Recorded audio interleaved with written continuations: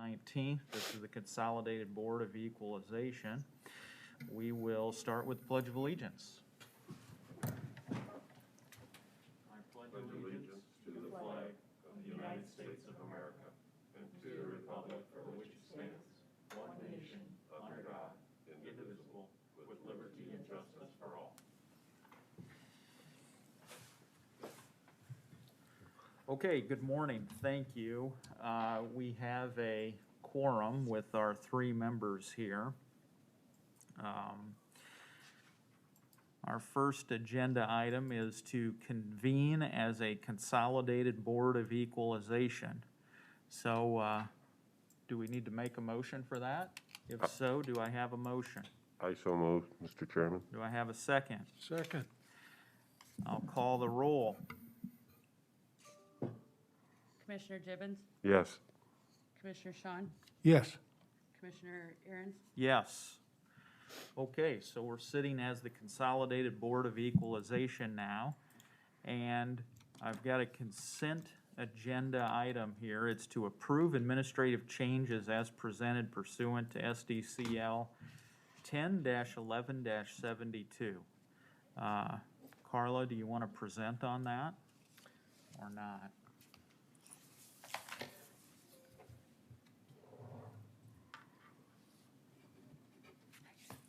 are you here in the city? They should be in your, your clerk agenda, under consent, administrative. Traditionally, we have done this in one motion. There are 5 appeals in the consent or administrative changes docket. Those are either corrections that we have made after having a conversation with the appellant, or they are in agreement with our assessment based on maybe a current appraisal, changes. There are 5 items in that consent agenda. Okay, I'm going to take a moment here and Yes. Where did you say that was again? bring that up. So it's in your clerk, your civic clerk, Okay. under consent agenda. All right. So go to the regular website for the county, and then go to agendas and minutes. Is it the, this one, Jay?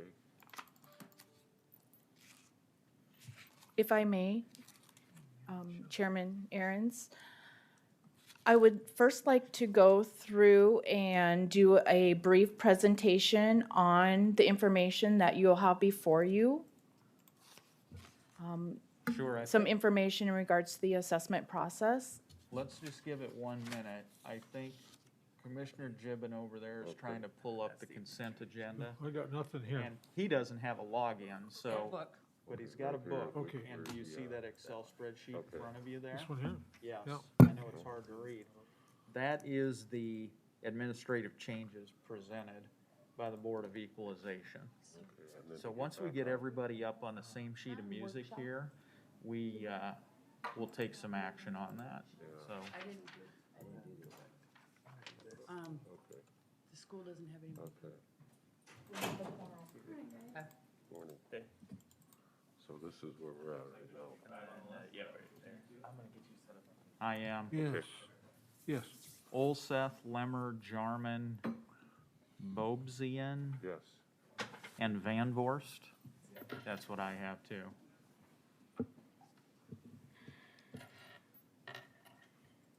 And those look like they all come from Canton. That is correct.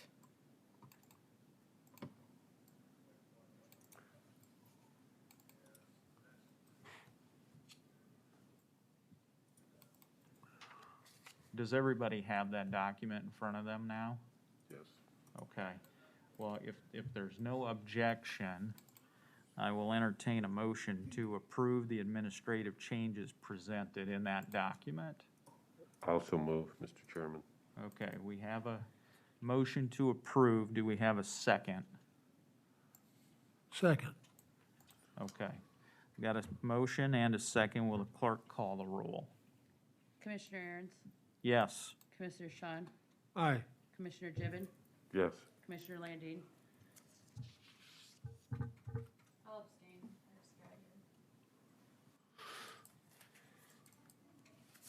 Okay, the motion to approve the administrative changes presented pursuant to SDCL 10-1172 passes. And Carla, you said you wanted to make some remarks first, is that right?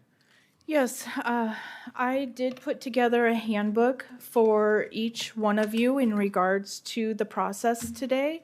Also within the, well, good morning, Carla Gosen, Director of Equalization. Welcome to Consolidated Board of Equalization. These appeals are held jointly with the City of Canton, the School District of Canton, and 3 of the County Board of Equalization members. I did put together a handbook, which I'd like to briefly go through before we get started on the appeals. Our hearing for the first appeal will begin at 8 a.m. 9 a.m. Or, excuse me, 9 a.m., yes, thank you. 8 a.m. is when I started. The handbook that I have put on your tables will look like this, and it's paper clipped. There are no pages on it. This is a work in progress. You are my test group for this handbook. So on page 2, we talk about County Board of Equalization all out in this handbook, but it also refers to the Consolidated Board, which makes up the members that are present. Within the handbook, it gives you some tax relief programs by the South Dakota Codified Law. I am not going to go over each one of those individually. We will address those exemptions and property tax relief programs on Thursday afternoon. I would like to have you refer to this page, and I have .cam up. And it's the powers There's no book. You were looking at the book? of the Equalization Board. And it's highlighted in yellow. You didn't give me a book. These next few pages is where I'm going to start my presentation. We have the powers of the County Board of Equalization, but we also have the powers of the Consolidated Board. And those are in 10-1171 and South Dakota Codified Law 10-1172. You folks have the authority to correct any clerical errors of the assessment rule. Those were done through the consent agenda.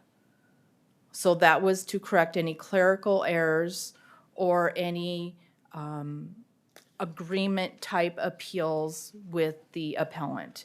You also have the authority to hear appeals from individuals regarding total assessments, the classification, and the equalization of assessed values. You have the authority to equalize between the taxing districts and between classes of property. The board shall raise or lower, if necessary, each class of property on a percentage basis, covering the class as a whole within the assessment district. My interpretation of that particular subject, section 4, would be if the city of Canton was being assessed at a higher rate than the county as a whole. I'll go through some of the statistics to show you where that is not the case. I also think subsection 4 is put in there for you if like commercial properties were being assessed higher than residential properties. That's my interpretation of subsection 4. I want to go back to South Dakota Codified Law 10-6-33. These are This particular law is put in place where the directors of equalization look at three approaches to value. We have the cost, market, and income. And we look at only sales that are arm's length transaction, listed on the open market, willing buyer, willing seller, no force of any sort within that sale, that we're to use those types of sales. And also I highlighted in determining the value, the true and full value of property, the director of equalization may not adopt a lower or different standard of value because it serves as a basis for taxation. How I interpret that is many times we hear appeals where they can't afford taxes. My taxes are too high. I am not to adjust their value because they can't afford their taxes. I am to assess their value based on three approaches to value and to be within market value.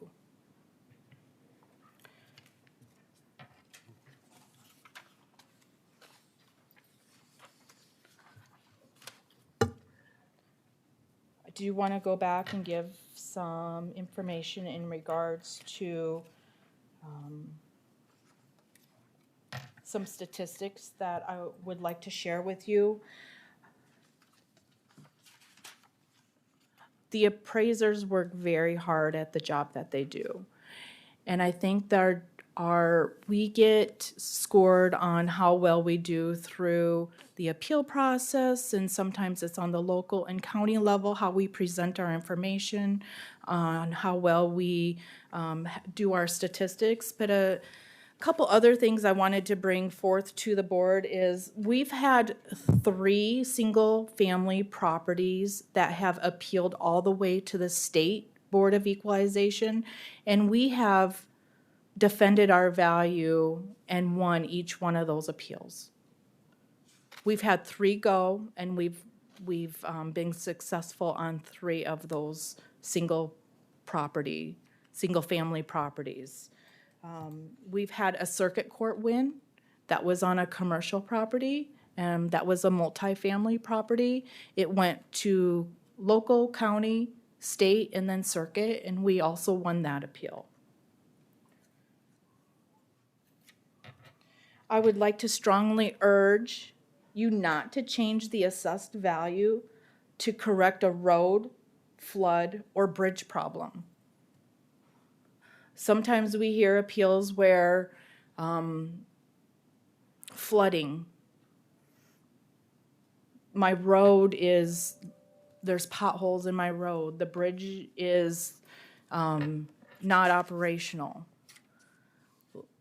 Those type of adjustments or those type of problems aren't necessarily an assessment issue. They're bringing forth some information to you to correct those, but not through, it's easy to correct it through an assessment process, but that's not what the appeals process is used for, to correct a flooding issue. We'll show you for the next 3 days where folks have written in their appeal that there are flooding issues. We will show you sales where there are the same type of situations on the comparable properties, the risk of the flood, it's within a flood plain, and it's essentially sometimes next door.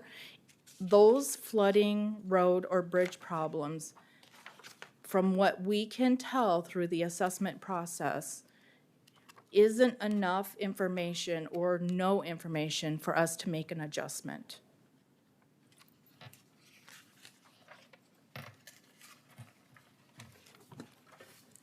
I want to talk a little bit about the certification of an appraiser assessor in our office. There are 12 of us that are certified in the office. Myself, Ethan, and 10 appraisers upstairs that they're on the ground type assessors. They're going out and they're collecting the data. Through the state of South Dakota, there are 5 self-study courses that they are to do, and they are to do this within a 12-month time frame. They attend and have to pass a week-long schooling by the South Dakota Department of Revenue. It's called the Basics course. There's a certification test that they take at the end of their 5 self-study and basics. They take the certification test, and then they have 12 months of on-the-job training.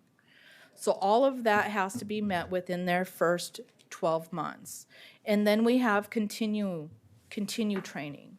We're required to take USPAP, which is a Uniform Standards of Professional Appraisal Practices. This is not only done through the assessor's office. Fee appraisers must also attend a USPAP course. We are to attend 3 additional schools, and this is done in a 5-year time frame. One of which is an IAAO schooling, which is an International Association of Assessing Officers. We are to attend 3 conferences, one of which has to be a South Dakota conference. And we also attend 2 workshops approved by the Department of Revenue. So we have to do this continue education type training to hold or maintain our certification requirements by the South Dakota law. We don't stop there at our training. We're constantly training. I've developed many courses for the Lincoln County Assessor's Office, some of which are kitchen and baths, interior finish, roofs, doors, windows, design and layout, many hours of continued training through the assessment office.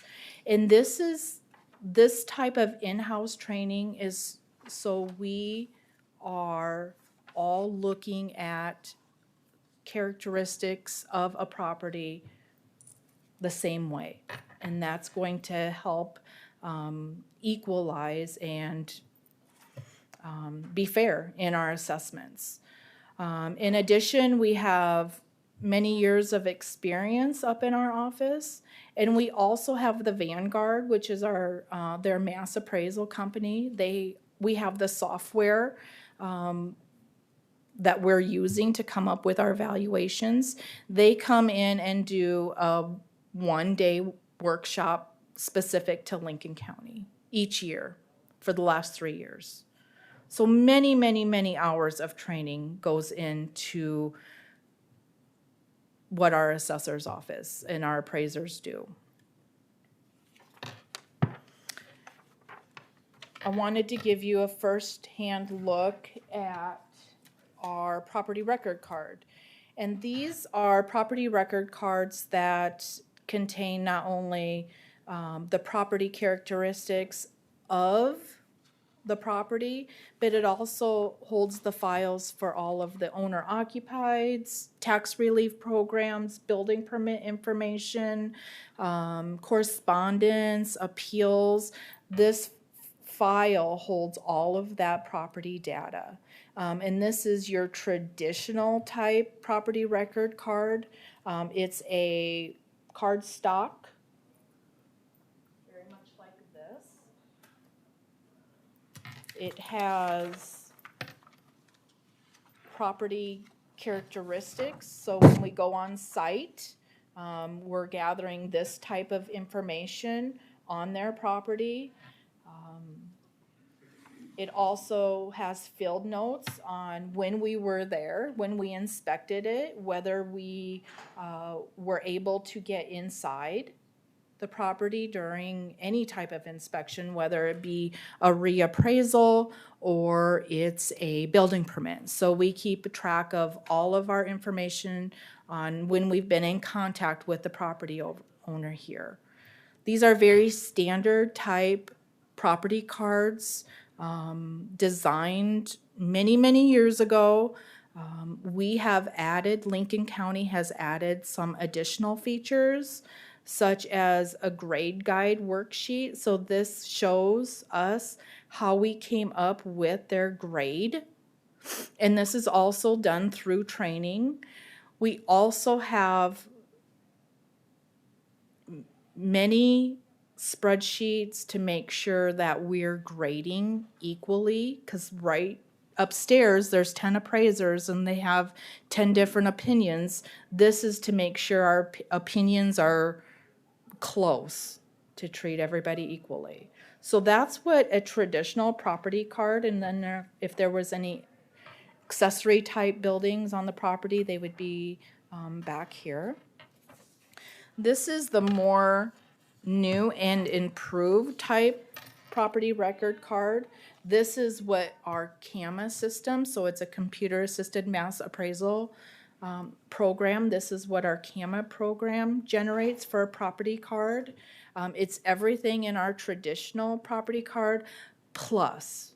So now you're able to see how the value is generated. Before on our traditional card, we said it's 11,600 square feet. We still say it's 11,660 square feet, but it's being valued at $2.10 a square foot. And that's how we're coming up with the valuation. We have a total assessed valuation. If there were any building permits or sales, they would be listed here. Same as on our traditional property card. Page 2 shows you the same type of data information in regards to age, size, grade. Any additions, garages are all listed right here. So this is our main data. And from there, it starts the pricing part of it. So they're saying, the system is saying a 2-story home, the base value is starting at $129,280, and they price out each property characteristic or each component of the property. The main, the second story, the decks, the garages, the fireplaces, these are all standardized type pricing. We come up with a total replacement value, and then we start minusing out for physical, functional, or economic obsolescence. Your physical is your age. Your functional would be something that's determined through the marketplace. So if we see some, this is just an example, if we see some 1.5 stories where they only have maybe a bathroom on the first level and nothing on, or excuse me, on the second level and no bathroom on the main level. Maybe we could determine if there's any functionality with that type of property characteristics, or maybe old and outdated plumbing fixtures, electrical, but that would be tracked through our sales analysis. We have traditionally used this other type obsolescence for our 2-story adjustments, in which we can run many different statistical measures, which I'll show you, and we come up with an adjustment for a certain characteristic. We will put that in the other, and then it's got a header or a subsection that says, okay, we're making this adjustment because of the layout, or this adjustment because of the second story, or this adjustment because it's large. So we will indicate why we're making that adjustment in the other section. This map factor is our market adjustment. So right now, this house has a 5% market adjustment on top of the replacement cost new. And I'll show you how we determine that 5% adjustment. And it's through the market analysis. And then last page of a property record card, I put it right side up, is the sketch. So the sketch tells you, obviously where the decks, the additions are laying in coordination with the structure.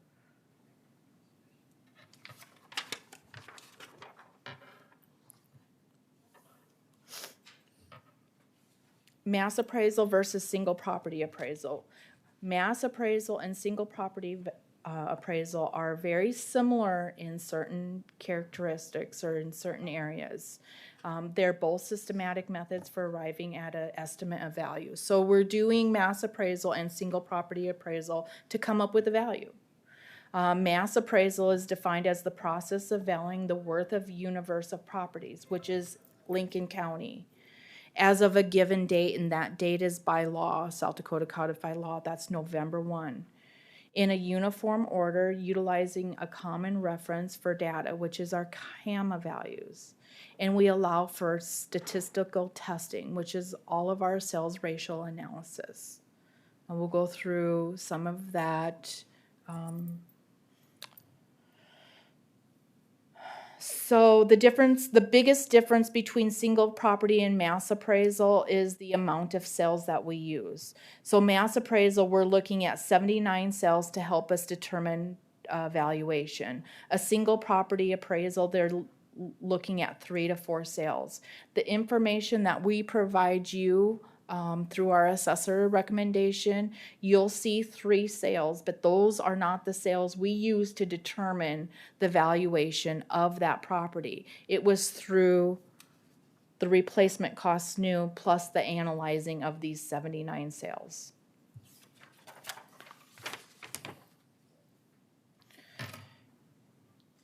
We go through all these statistical type reports. We go through a 12-month report and a 24-month report to try to determine if we need to make adjustments, how we need to make an adjustment, and when to make an adjustment. This, for Canton, this particular report we put the most weight to. It showed that we grouped Canton into sections 1 through 4. Our Canton section 1 and 3 were low in relevant to 4 and 2. So what we did is in section 1, we increased it 5%, and in section 3, we increased those property values 10%. So now all of Canton is equalized.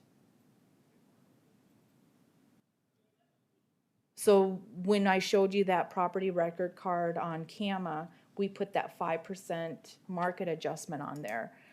This was why. They're in section 1 of Canton, and they were at sitting at 86.08%.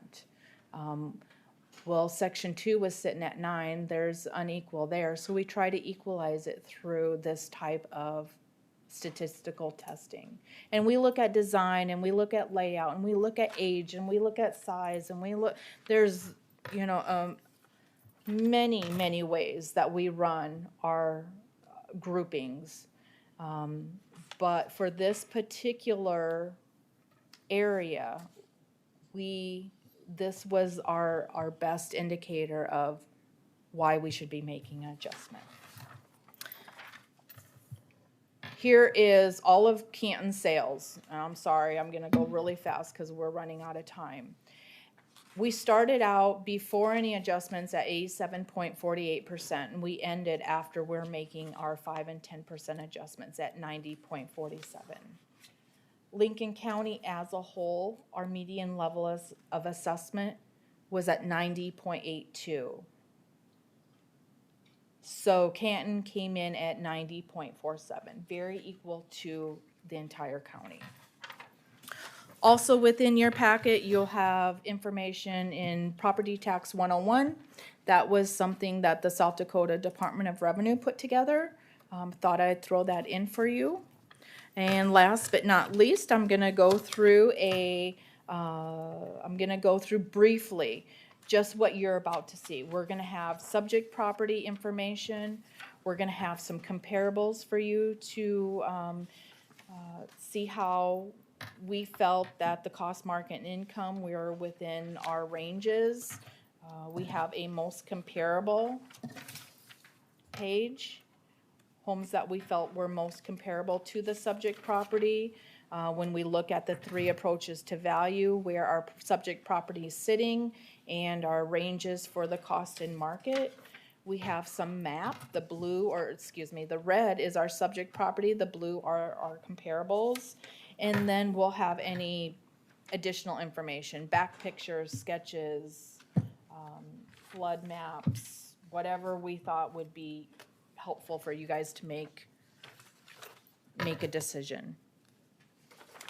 That's it. Thanks, Carla. I didn't think I could get through it in a half hour, but there's so much more to, to address the board on the assessment process. I just wanted to give you a very brief overview of what we do.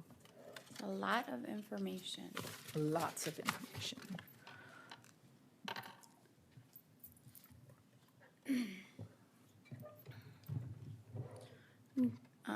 Commissioner Aaron's, we worked through the consent agenda. We did. I'll turn the meeting over to you now. We're at the 9 o'clock hearing agenda. Thank you. So we'll go ahead and open as Consolidated Board of Equalization. Sherry, do we need a motion to do that normally?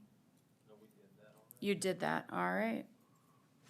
Well, we'll go ahead with our 9 o'clock hearing then. Our first appeal is parcel number 200.13.41.006. It's under the name of Michael and Sonia Terrell. It's located at 512 South Bartlett here in Canton. It's a single-family property built in 1979. It's 3 bedrooms, 2 bathrooms, got some lower-level finish. We have a total assessed value of $174,518.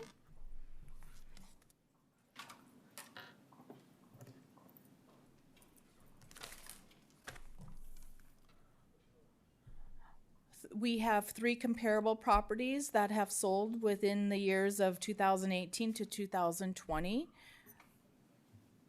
The assessor is recommending to make no change to the current assessed value. It meets all 3 criterias in the cost, market, and income approaches. Our most comparable is comparable number 1, built in the same year, same type of grading. It's a little bit larger than our subject property. It sold for $170,000. It also sold in 2014 for $145,000. So that kind of shows you a trend on what housing prices are doing. If there were any building permits or interior remodels, we would also indicate that for you to make the decision that you're about to make. Our subject property is assessed at $150 a square foot. Our cost range is between $121 and $166. Our market indicates comparable prices of the 3 comparables ranging between $116 and $157 a square foot. Subject property is located in the southern part of Canton. We have a couple of comparables. Number 1, comp 1 is the most comparable. That's also located in the southern portion of Canton. Thank you. Mr. Terrell? I'm Mick Terrell. Do I need this on? Hi, Mick. Hi.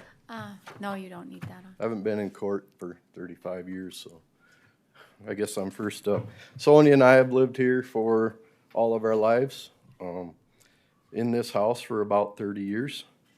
It's a 1,056 square foot house. It was a HUD house, affordable housing. There's no fancy anything in it. It's basically the way it was when we bought it.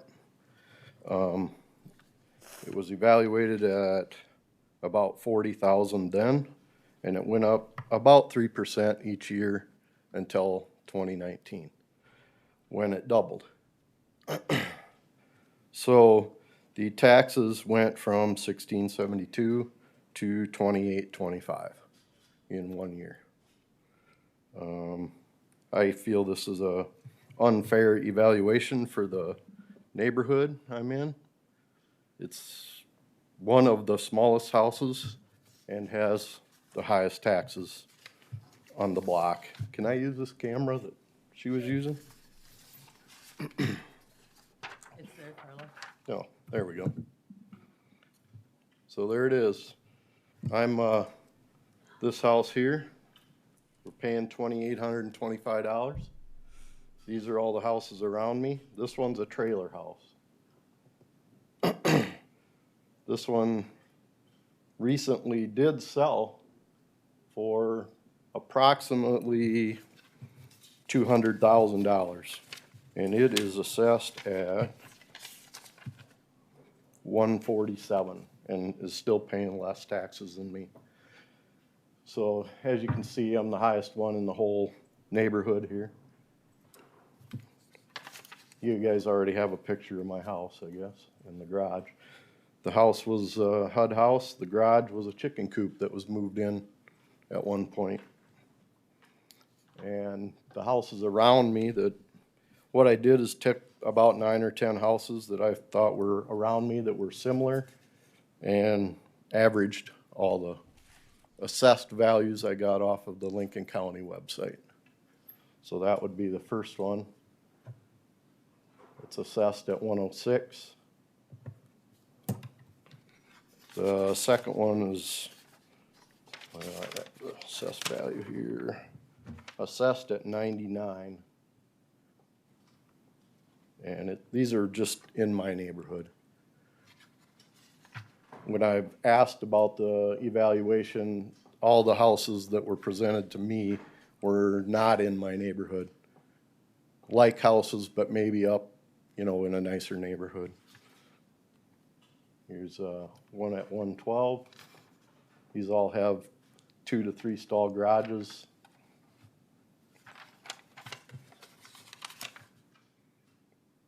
So I guess what I'm asking for is just a fair evaluation. This is the one at, this one's 147.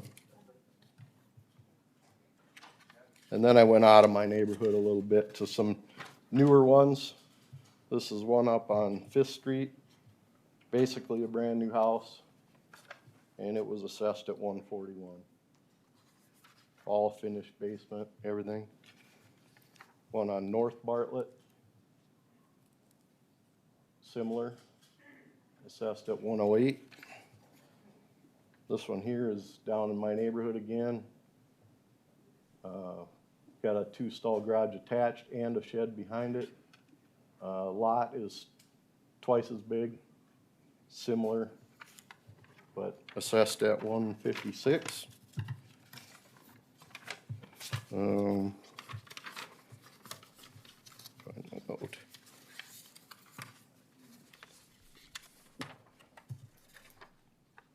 This one's on the west side, similar ranch house with 2 detached garages.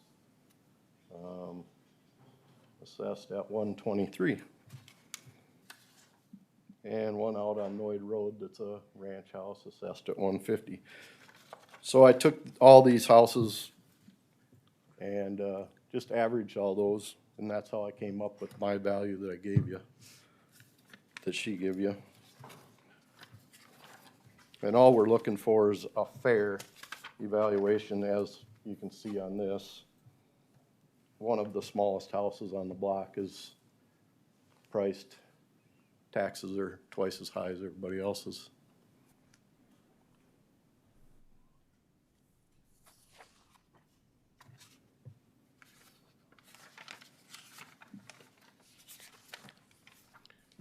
I can pass these around if you like. Sir, I've got a question for you. Okay. So the assessor's recommendation on your property here is $174,518, right?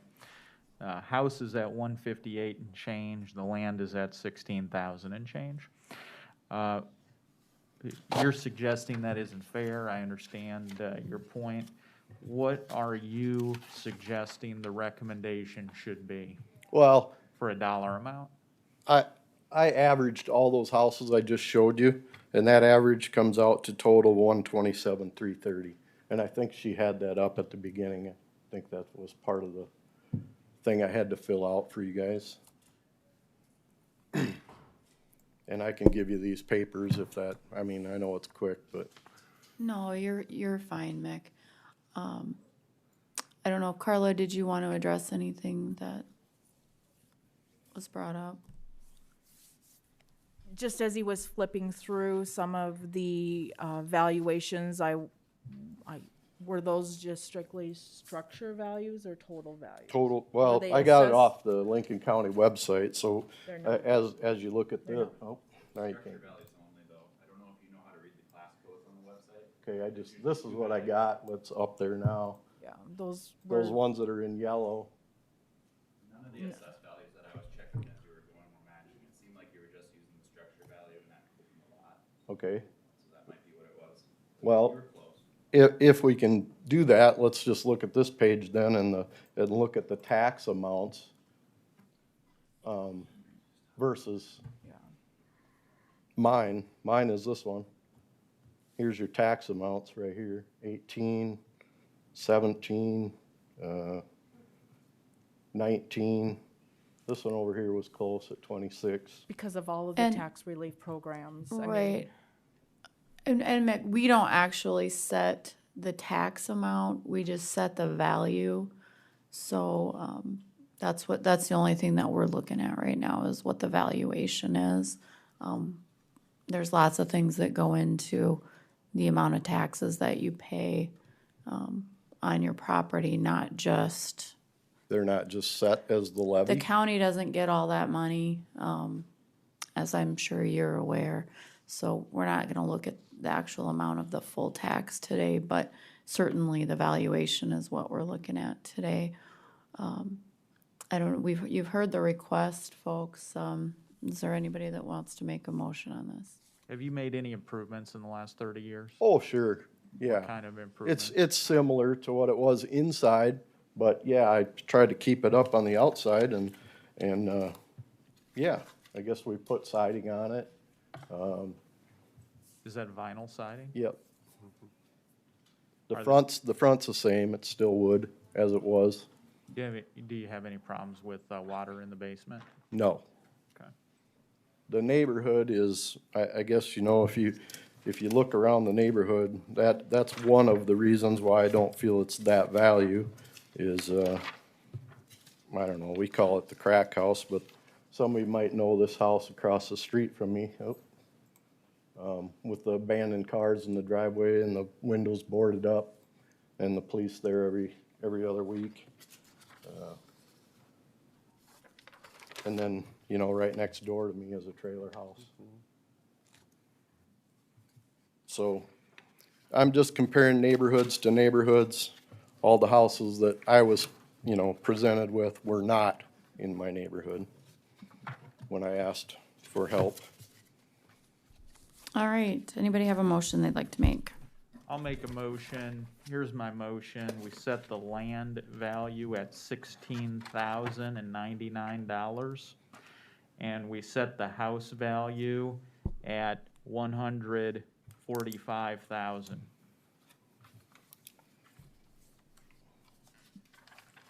Is there a second?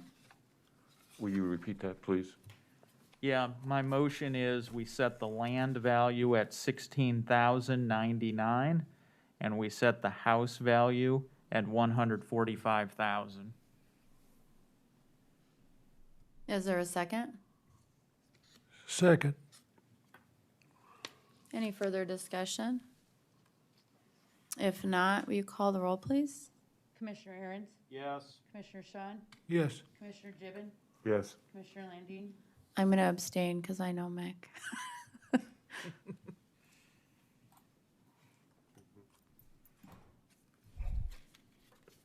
There you go. Thank you. Motion carries. Have a good day. You too. Thank you.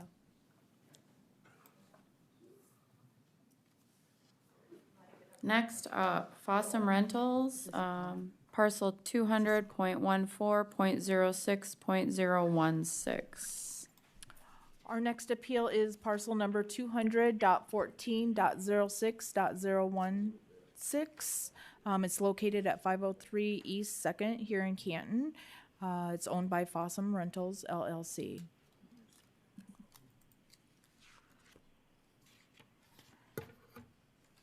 So it is a single-family residence built in 1890. It has a grade of 4+10, which is an average with some extra amenities. 4 bedrooms, two bathrooms, no lower level finish. It has 1 stall detached garage.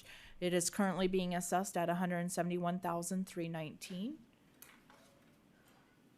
which the value did not change from last year to this year, a dollar difference, and that was in rounding for land. Our 3 comparables are very similar to the subject property, all located here in Canton. Our most comparable was comparable number 1, sold for $174,900 in June of 2020. Also has 4 bedrooms, 2 bathrooms. The biggest difference is does have a 2-stall detached garage. Our subject property is currently being assessed at $55 a square foot. You see the cost range between $66 and $69, so that's pretty tight range with the costing. Our market is indicating a valuation range between $57 and $78 a square foot. You can see where the subject property is located in comparison to the 3 comparables. Very similar neighborhood, all in the same neighborhood. Do you want? I'm sorry.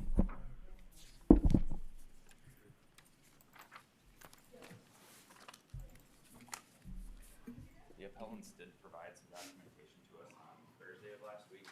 The agenda had already been posted, so this is what they provided us and asked us to provide. Thank you.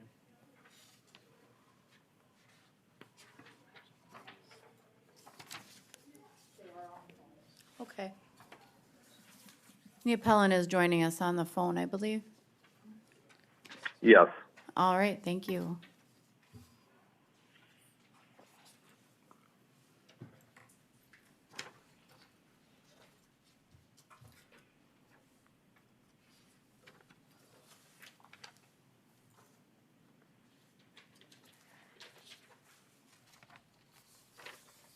Thank you. And can you state your first and last name and your address, please?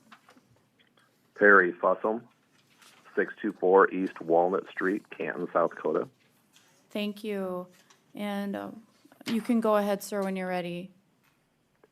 I guess the problem I had was I purchased this property along with another property on 8/5 of 16. I purchased both properties for $80,000 apiece. And when I went down, when I got when the reappraisal was done, I went down to the office, and they knew that there was a mistake in the price that was put in, the purchase price in the property. They put an actual price of $160, the total of both houses, instead of just one house. They said this was going to be taken care of because they knew there was an issue, and they expected me to come down and talk to them about this. And then when I got the assessment back last year, it was not corrected, and I missed the appeals process by 1 day, so that's why I'm doing it this year. And I guess the comparables that you have over there, the closest one, I mean, there is a big difference. That house is built 29 years earlier, or 29 years sooner than the house that I purchased, so the basement is substantially different. It's in a lot better shape. So that's what my discrepancies are.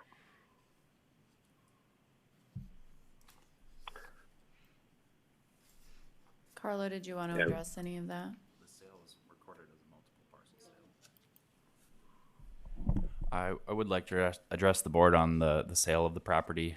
There was no mistake made. There was a sale for $160,000 to purchase 2 homes at once. It was recorded as a multi-parcel sale, and it's accurate. That is how we record sales when more than one property is purchased together. Oh, you put them as 160? Yeah, to my memory, which I will double check right now. The property was purchased for $160,000 along with another house at the same time. Looks like the purchase date was August 5th of 2016. Yes, there was 2 houses purchased for $80,000 apiece for a total of $160,000. Correct. Okay. So why would that be put on there as $160,000 when the purchase price was only $80,000? It was recorded as $160,000, which was the purchase price for both properties. Okay. So why doesn't that get split? How do we know how to split the sale exactly? It was one purchase for 2 homes, and that's how it's recorded. Would you agree with me that, I understand what you're saying completely. You have to go off what the sales document says. Would you agree with me, though, that those 2 parcels probably were not 160 in and of themselves? Agreed? Agreed. But the thing is, your office just doesn't know what value to attach to it. Correct. We're not assessing it based Right. on that sale. Right. I think what Mr. Fossum is saying is, why didn't it get split? My response to him is, he's saying he informed you. My guess is, there's no official paperwork to suggest what the split sale is. But I think there is agreement that each of these properties has value, and each of them is not worth $160,000 in and of themselves. So, because what if I bought 5 properties for $1 million? Would each of the, under your system, they would each be worth $1 million now? You would have listed them on the documents as $1 million, right? Because it's a multi-parcel sale. There'd be a sale attached to the property record Okay. that we showed you earlier this morning, and it Okay. would show $1 million sale on such and such date.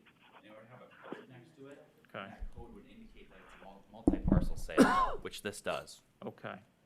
And I think what Mr. Foss, is there a code here that says multi-parcel? That's what he provided you, and it's circled in red, and the code there you see is D0, and you see how there's a different code on the $0 sale above that? Yeah, the D7 These codes above mean it. something in our sales ratio programs, Okay. and that's what it means.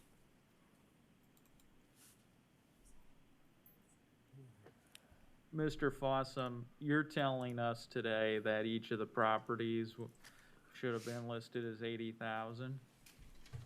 Yes.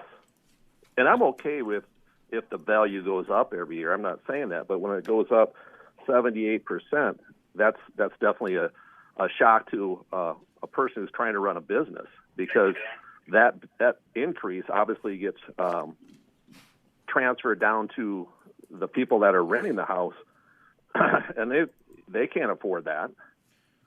So I have to take that up. So Hold on, though. I want to go back to the equalization office. So let's say I did a multi-parcel sale for $1 million. It would list $1 million on there, right? Correct. And then it would give a code behind it. Right. Okay. All right.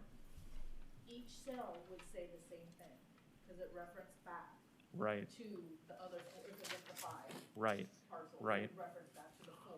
Right. Each sale that's recorded in the Register of Deeds office has a sequence number. You know, it's all recorded. So both of these sales are going to have the same sequence number.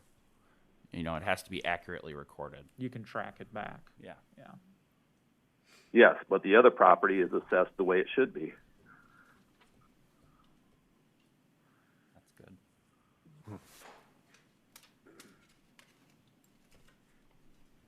Mr. Fossum, what are you suggesting this property should be valued at for the land and the house?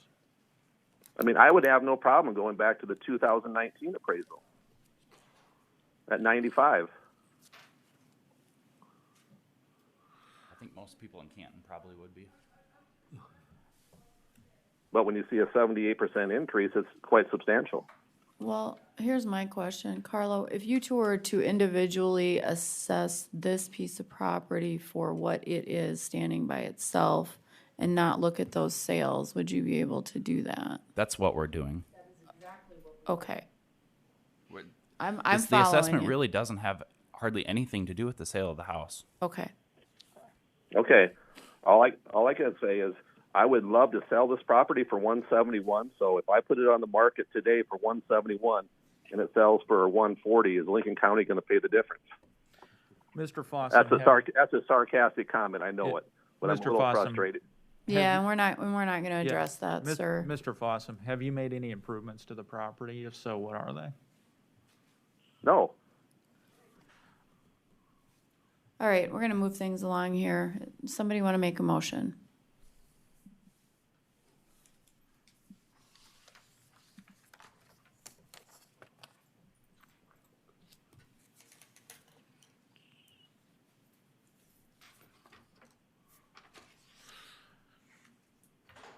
I'll make a motion. We value the land at $27,864. And we value the house at $130,000.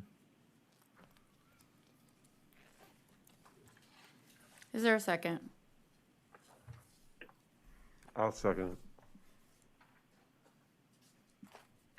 it. Please call the roll. Commissioner Aaron's, Yes. Commissioner Shun, Yes. Commissioner Gibbon, Yes. Commissioner Landine. No.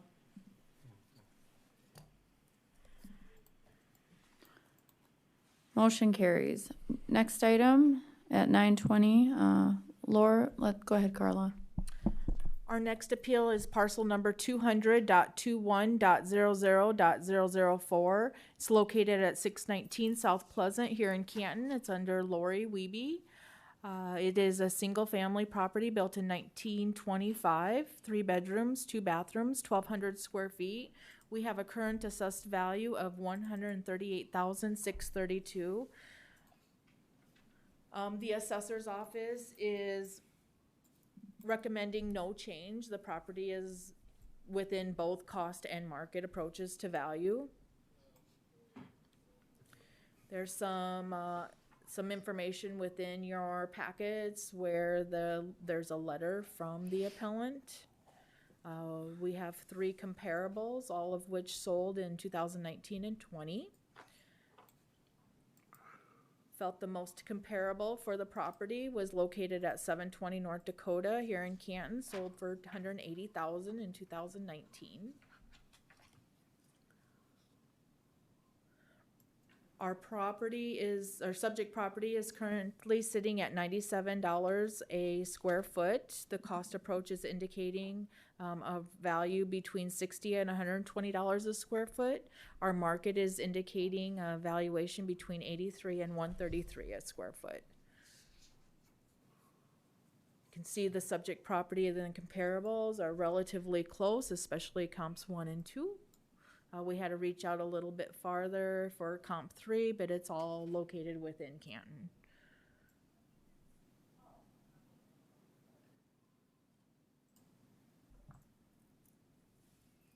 Thank you. Would the appellant like to address the board? Me. Are you the appellant? Yes. Yep. Just state your name and address and go ahead. Lori Wiebe, 619 South Pleasant Street. What would you like us to know? Well, last year my value increased 100%. I did not appeal it last year because I didn't think that my taxes would double. And then this year I got another letter saying that it increased again, and I haven't done anything to it. And I just feel that I haven't done anything to it in order to sell it at the amount of money that you are assessing it for. I would need to do some major repairs. I haven't done anything since I bought it except to put that front porch on. And that's been quite a while ago, actually. I'm not prepared for this. I didn't know what to expect. I didn't bring any pictures of anything comparable. I bought my house in 2010. I looked at several houses in Canton. I looked at houses up in the northern part of Canton and realized the taxes up in that area were not within my means. So I started looking at something less and with less tax every month payment. I don't plan on selling my house. I plan on living there. I've lived in Canton all my life. I love my home. I do have a nice lot that the home sits on. The comparable that you did up on 720 North Dakota, that's in the northern part of Canton too. I don't know how you guys do that exactly, but I feel like in that part of town, the taxes were lower, and that was initially why I chose that home. I don't know, can you guys advise me on what I should be saying, because I feel like I'm rambling and. Well, I have a question for you, ma'am. You Pardon bought me? the house in 2010, how much? I paid $130 for it. Okay, so you'd agree with me the fair market value, and you didn't buy it from a friend or a relative or anything like that? No. You bought it through a real estate Yes. realtor? Okay, so you'd agree with me that the fair market value of the home back in 2010, the amount that you voluntarily paid for it, was $130,000, correct? That is what it appraised for, so yes. Okay. So is it fair to say then that you would agree, at least back in 2010, it was 130, and then there may have been some increase in, do you believe there's been any increase in value in the last 11 years? Not from anything that I've done to the home. I would say that it would decreased. Have you made any improvements to the house? No. Do you have any problems with siding on the house? Is that wood siding? No, it's vinyl, I think. Vinyl I don't siding. know. Do you have any problems with the basement at all? No. Okay. How about shingles and so forth? Has that been a? The shingles are gonna need to be replaced. Okay. The deck needs to be replaced in the back. It needs new flooring on the inside. If I were to sell it and get, I feel like a comparable in the area, I would need to spend a lot of money, I think. Question for the equalization office. I noticed that it's never been valued at it's never been valued at 130,000. Based on its assessment history. Do you know what the reason for that is? Okay, because of the lack of reappraisal. Okay. Like how she explained, the north side of town was being assessed at market value and the south side wasn't being assessed at market value. We did a reappraisal, now everybody's at market value. Right. Okay. Thank you. I'd go ahead and entertain a motion. I would ask, can I speak? Well, we've May I allotted 10 minutes per case, so go ahead and have your last say. That's I fine. would just ask that maybe the land even be looked at for that it sits on at a lower value. I'm not sure where that land value is coming from, but Carla, do you want to address that? How big is your lot again, approximately? Pardon me? How big is this lot approximately? it's pretty big. I'm not exactly sure. It's how big. 16,140 square feet, so it's a large lot. We're evaluating all lots in Canton, depending on location. The presentation I gave this morning, we had $2.10 a square foot on those lots. This one we're valuing at $1.50 a square foot, so it is we are indicating it's in a area that would. Less desirable. Also, just a couple notes. The basement was put on new basement in 2000, so it's not a 1925 basement. It's a 2000 basement. She did indicate she did fix the porch since you The front purchased porch. it. So there has been improvements. Right. All right, I'm gonna go ahead and ask for a motion.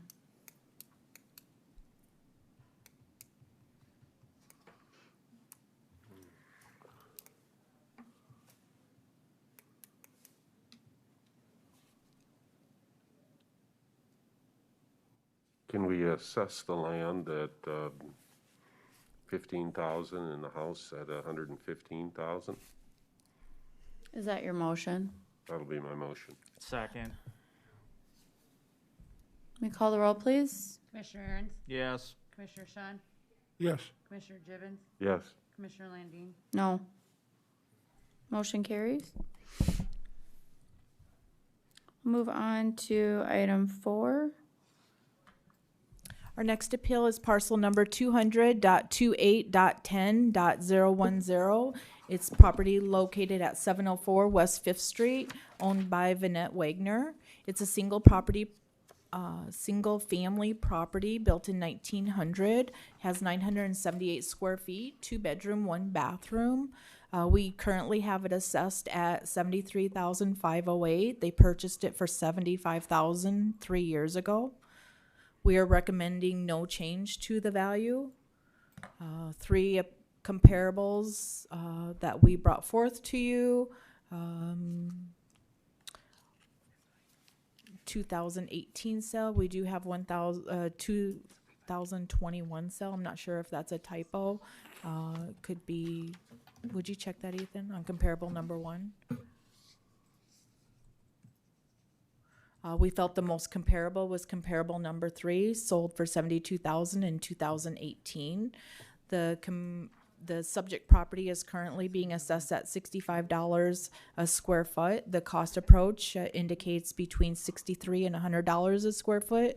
The market is indicating anywhere between $58 and $95 a square foot.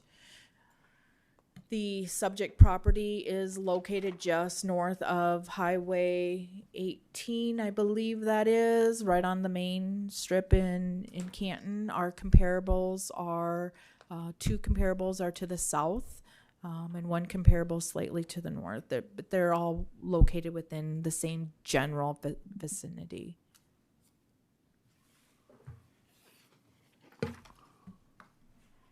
Is the applicant present? Or, excuse me, appellant. Come on up. You can just state your name and address, please. It's Vanette A. Wagner, and my address is 704 West 5th Street, correct? And what would you like us to know, ma'am? One reason I live, like, as far as a bird flies, that close to the depot, traffic by there goes like 90 miles an hour half the time. Enforcement is not, there is hardly any traffic enforcement as far as the traffic changes mile per hour, 35 mile per hour, right like in front of my porch. They're already going that once they cross the railroad tracks, they're going 35 miles an hour. Anyway, that's beside the point. The reason I'm protesting the assessment is because the house is 121 years old. I've done no physical improvement to the inside. There is I call it a chicken coop because there's not room for any kind of vehicle to be put in it. So I guess if I did make a new garage or something like that, then the value of the property would probably rise, I'm assured. And other than that, the value of it in 2018, I believe, was assessed at $55,000, according to the records I have.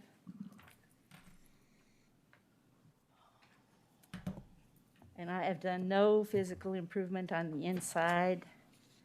The carpeting needs to be replaced. It's just, you probably need to have Hometown come in there and just remodel the whole inside of the house. And right now, I can't afford to do anything like that. Ma'am, has anything happened to the house since you purchased it in 2018? As far as what? Deterioration of the property? I've had to replace a couple of things, like the water heater. There was no ductwork underneath, and I guess that was not looked at very closely. My dad found this place. I've been living in Texas for most of my life, and this was the best thing that they could find in this town for me to purchase. As far as value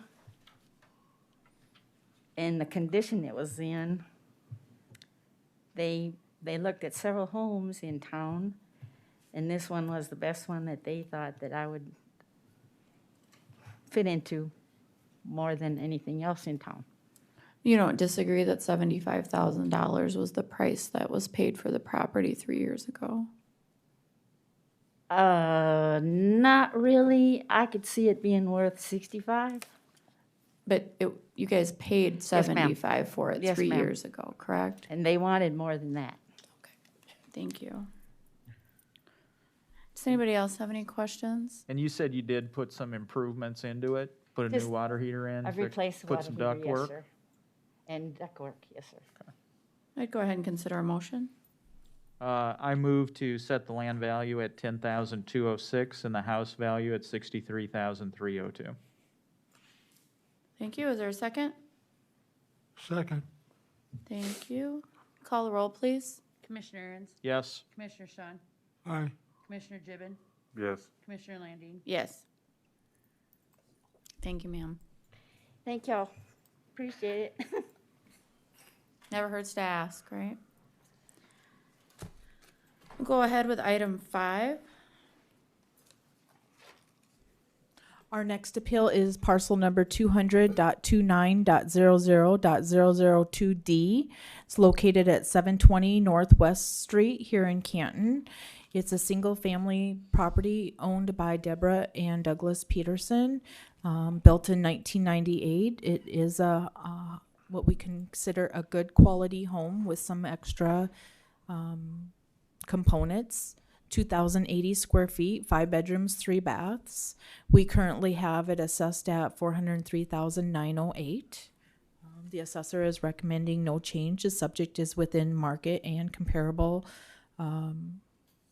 market and cost approach to valuation. Our 3 comparables that we presented for you are any sales range between 2019 and 2020, 305,000 to 335,500. Felt the most comparable to the subject property was comparable number 1. It sold in June of 2019 for $335,000. It is smaller. The quality is inferior to the subject property, and it does have 1 less acre. Just some of the differences. Currently, our subject property is assessed at $169 a square foot. The cost range is between $87 and $151 a square foot. Our market is indicating a valuation price per square foot between $103 and $192 a square foot.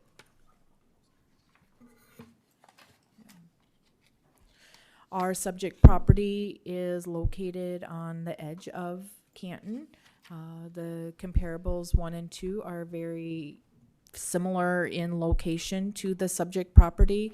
We had to go on the, I believe, southeast side of Canton to grab onto comparable number 3 because we were trying to find something that was a larger lot that had sold. Felt the most comparable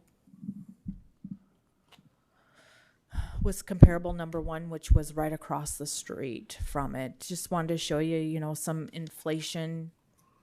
In 2012, the most comparable sold for $238,000. 7 years later, sold for $335,000. No improvements made to the property that the county assessor is aware of. I believe we have the appellant on the phone. He didn't answer the phone. He didn't answer the phone. All This right. was a call-in. Okay. Nothing, Jake? All right. Go ahead and consider a motion. Unless anybody has some questions for Carla. I never like these hearings when the other person doesn't show up, right? He said he was gonna call in. I don't know if it's for lack of interest or maybe the guy got a flat tire on the side of the road. We just don't know why he didn't call in, whether it's for lack of interest or not. I'd make a motion to change him, just to push him down to the end of the day, in case we can get him on the phone. I don't have a problem with that. But if he doesn't show up then, a decision has to be made today. Correct. Okay.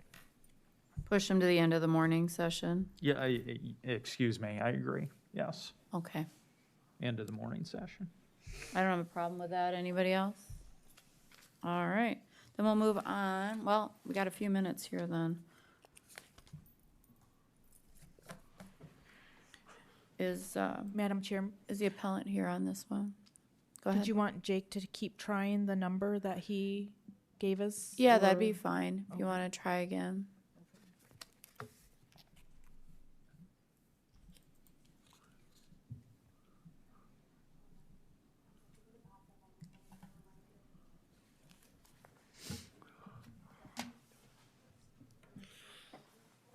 If his looks like mine, the battery died or something. You never know. That's right. Could be blowing us off, or it could be have a legit problem. Yeah, right, Who knows? right. Don't know. It won't hurt us to wait.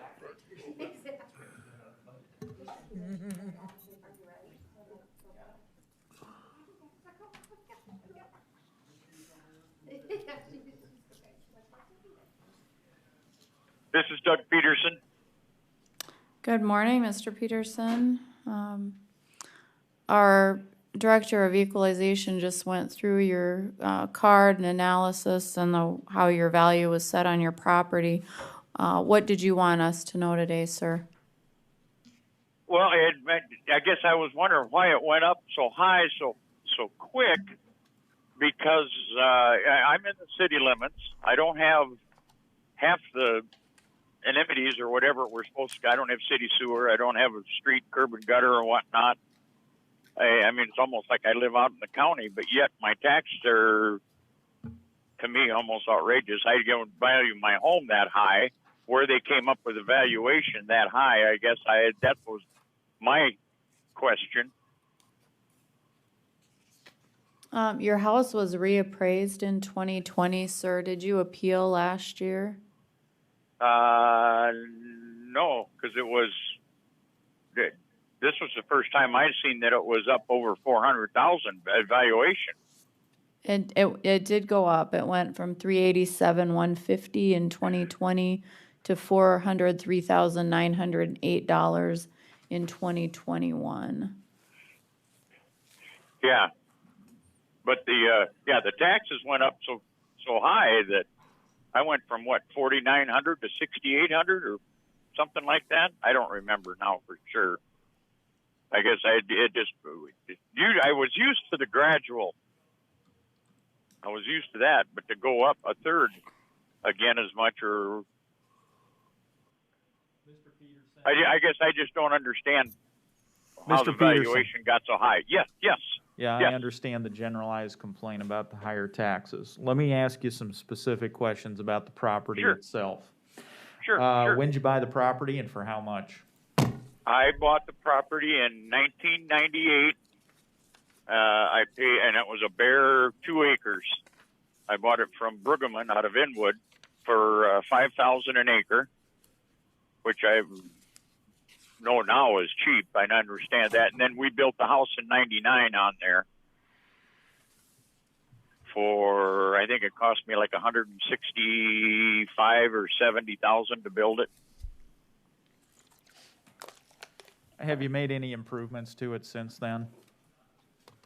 I enclosed the deck. That's all I've done to it. How are the shingles on it?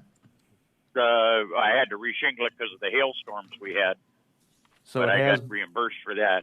Right. So it has been recently reshingled. What was that, 2014? Probably about what? Yeah, somewhere. It's probably been 4 or 5 years since we've reshingled it. Okay. Yes. Does it have basement? It has a wood basement, not cement. It's wood. It's a wood frame basement. Okay. Any improvements to the basement? Nope, that's the way it's been since we moved in. We finished both. Well, I should take that back. We did have water damage, so we had it tore apart for a few years. But it is a finished basement. I understand that. There's 2 legal bedrooms and a bathroom down there. After you had the water damage, did you fix it back up? Yes, I did. Okay. I just finished it up here. It's been 6-8 months ago, but within the last year we did. And I got a question for the. Thank you, Mr. Peterson. Got a question for the Equalization Office. In your comparables, do those all have city water and city sewer? I don't have city sewer. Oh, All right, that Mr. Peterson, hold on. It's a question for the Equalization Office. yes, okay. I don't have an answer for that question. One I and mean, two that would be the not city have- folks could one and maybe two help would us not with have that. sewer. No sewer. It'd be the same. There's no sewer up that. They all have water. But, they have septic tanks up that way. Okay. Question, is this a two-stall garage? Because the photo only shows one. It's a 24 by 24 2-stall garage. Okay. All right. Thank you.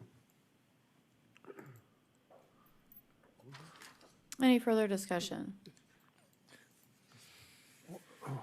What caused the valuation from, the 2020 to 2021 to do that raise from 387 to 403? Just curious. So during the presentation, I showed you that sheet that we indicated there were certain sections of Canton that needed to increase. This was one of those areas that we increased by 10%. And if I may, sir, it does show on the first page of all these slides the assessment history. And next to 2021, you can see there was a 5% increase in section 1 or 10% in section 3. A little spelling error there, but the explanation will usually be there on the first page. Thank you. I'd entertain a motion.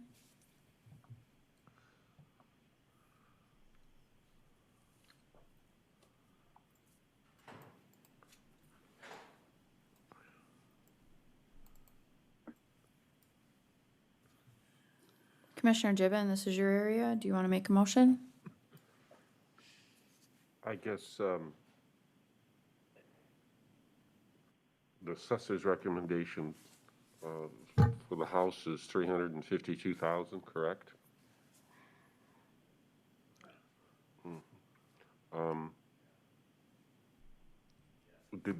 Was there new siding put on it recently? I didn't, or did I miss that?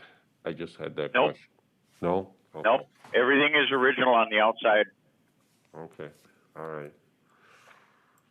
I guess house-wise, I can see since you did have some water damage and sometimes I think I could recommend leaving the land the same because I think has some value, but the house maybe $325,000. Is there a second? Second. Go ahead and call the roll, please. Commissioner Aaron's, Yes. Commissioner Sean, Yes. Commissioner Gibbon, Yes.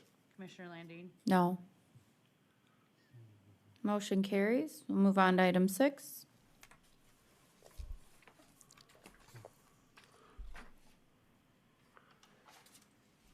Our next appeal is parcel number 200.31.08.009. It's located at 603 North Dakota here in Canton. It's under the name of Richard and Stacy Wise. It's a single-family property built in 1915. It is a good quality home with lacking some features. Total square footage is 2,497.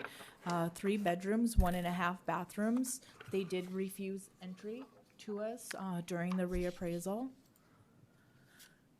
The valuation did go up 5% from 2020 to 2021.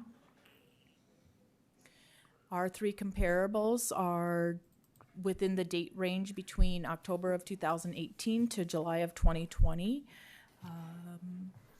They're located very similar to the subject property, comps 3 and 2 specifically. Most comparable is comp 1. Looks very similar to the subject property, sold in June of 2019 for $342,900. Our subject property is currently being assessed at $91 a square foot. The cost is indicating a cost range between $69 and $93 a square foot. The market is indicating $77 and $117 a square foot. Most notably on this, why this subject property is on the upper level of both cost and market. It had a 2005 addition built onto the home. Also, the garage is a new garage, 2005, which is heated and insulated. It's an above average quality. The assessor is recommending no change to the assessment based on it's in the range of the cost and the market with the comparables. Thank you. And the appellant is present? Can you just Yes, state, I am. Good state your morning. name and address, please, sir? Richard Wisey, 603 North Dakota Street, right here in town. Thank you, Mr. Wisey. What would you like us to know Well, today? first off, I was just gonna make a correction. You said my garage was heated. My garage is not heated. So that is not an issue. But going by the comparables, I've got pictures of 3 homes in my neighborhood. This one's on the other side of town. And if it's okay with you, I'm old school. I took pictures of it and I got little handouts comparing the 4 properties. You can lay them all side by side and see where I'm coming from. If it's okay, I can bring That's them up just to you. fine. You bet. All right? Yep, go ahead. Thank you. Thank you. Thank you.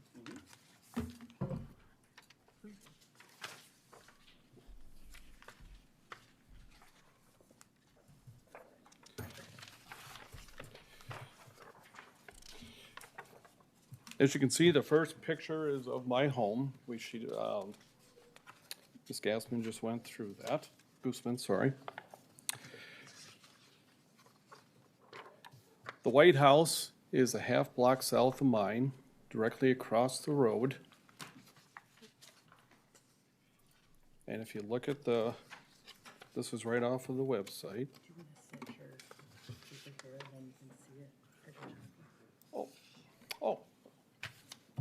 This house is comparable. It's roughly 2,800 square feet, 4 bedroom, 2 bath, got a 2-stall detached garage. And as you can see on the evaluation, it's valued at $133,000. So that's comparable number 1.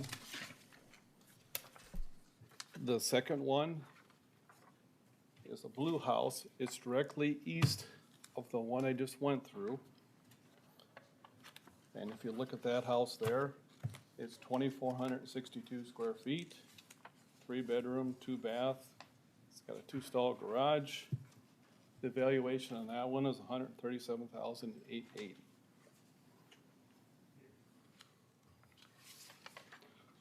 Okay, the third property that I have is the next house east of that one.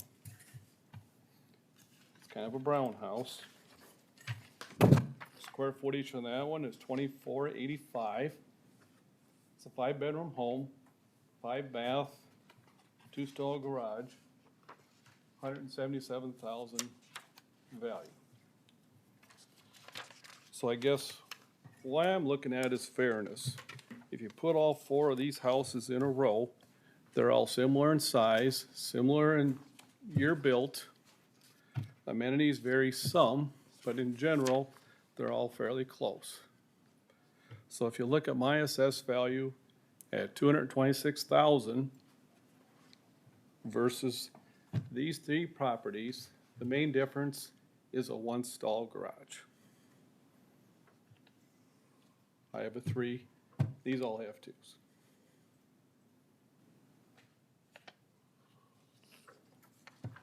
So that is where I'm Could you coming say that again, sir? What did you think the distinguishing factor was? Could you say that again?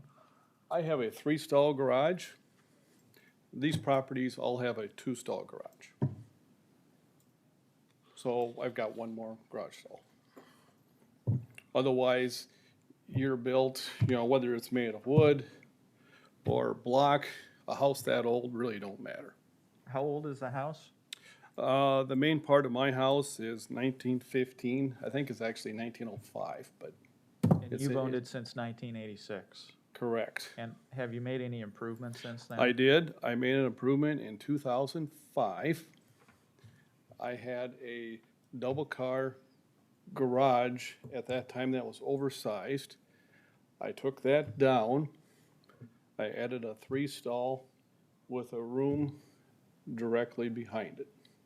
That's where I think it's separated out on the assessment. I added 800 square feet, I believe it was, or 700 and some square feet. Does it have basement? Yes, the Any water? basement is only under the main part of the house. The rest of it is crawl space. Does it have any water issues? We had, when Canton got the monsoons, yeah, we had probably 2 foot of water in the basement. Does it, aside from significant water events, does it normally get water? You know, we're pretty fortunate because we are on a pretty good grade there. So, no, I would say that's probably not the issue. How old is the roof? The roof, we put that on 30 years ago.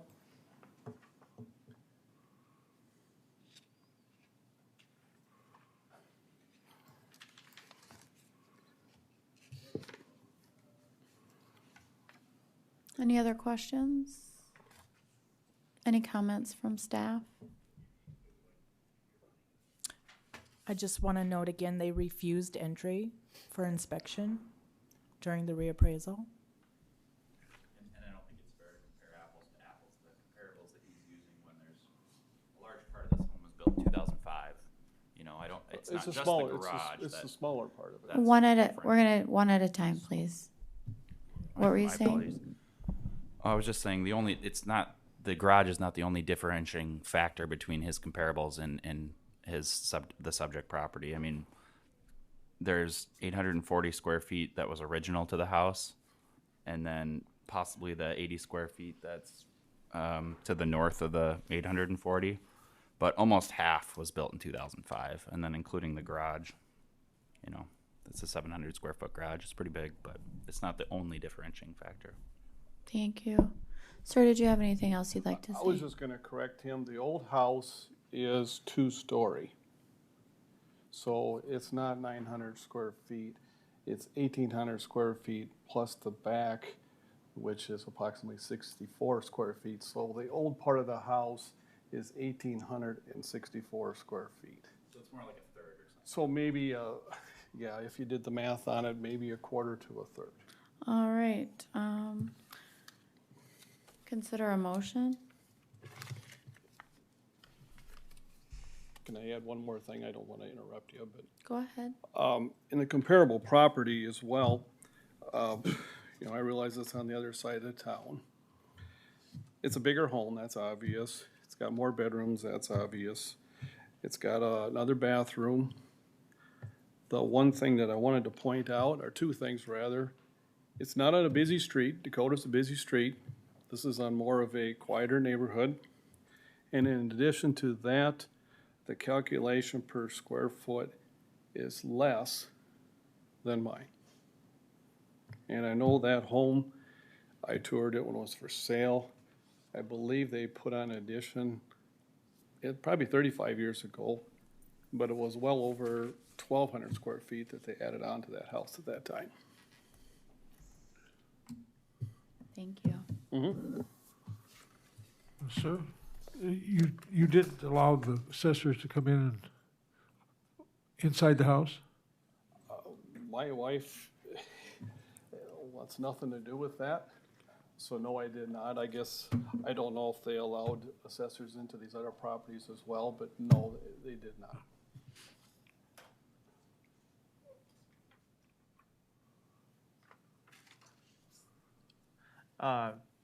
If I remember back to the last couple of years, we've done this, when people come in and there's been this issue of not allowing the assessors to come in. What the commission said at that time was, would you allow them in? If they wanted to take a look at it and come back to us here. I probably would.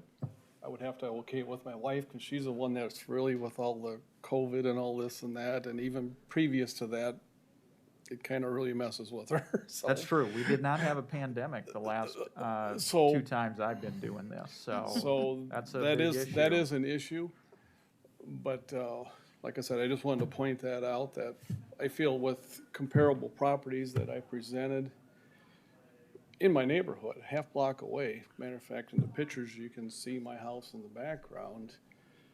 Those houses are considerably assessed less than mine. Do you think your land is a fair assessment? 24,486. You know, the land, to me, is a non-issue because I think lots in town they are what they are. It's kind of like farmland. They are what they are. Yeah, and it doesn't look like you objected to that in And your I don't see any request. reason to object to the size of to the value of the land. So what is the board? My big concern is when it really popped up, and I was a little naive 2 years ago. It's probably when I should have brought this forward, is when mine jumped by over 70%. All right, we're gonna move it along. Okay, sorry. Nope, you're fine. Just gotta keep, we got a No, lot that's- on our agenda. No, I know, We gotta you got a keep plate going. full, yes. What does the board wanna do?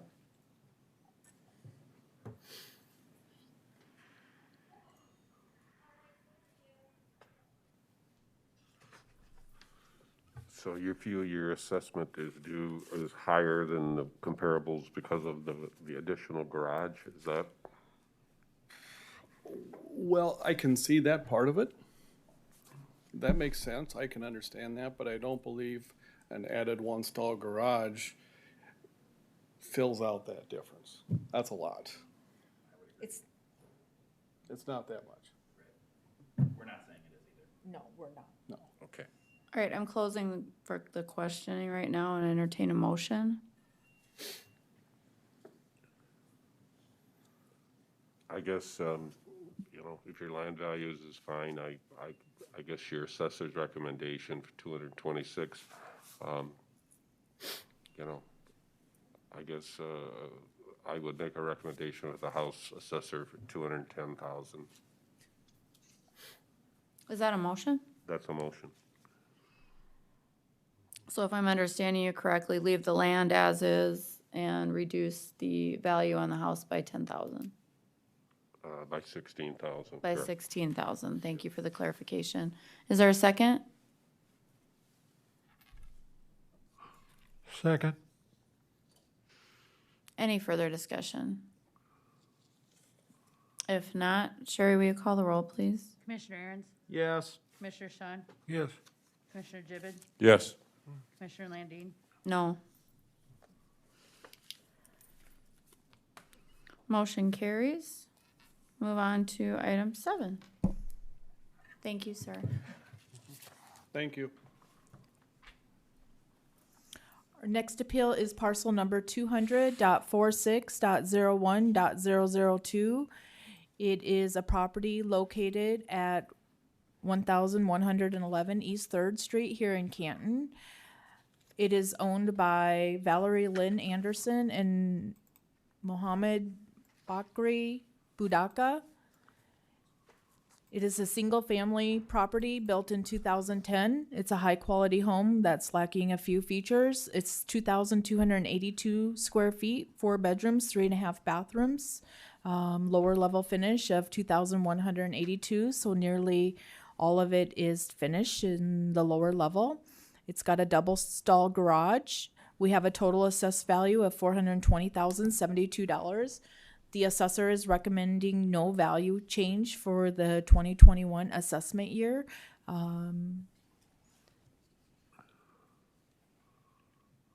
Three comparables are all comparables between 2018 and 2019.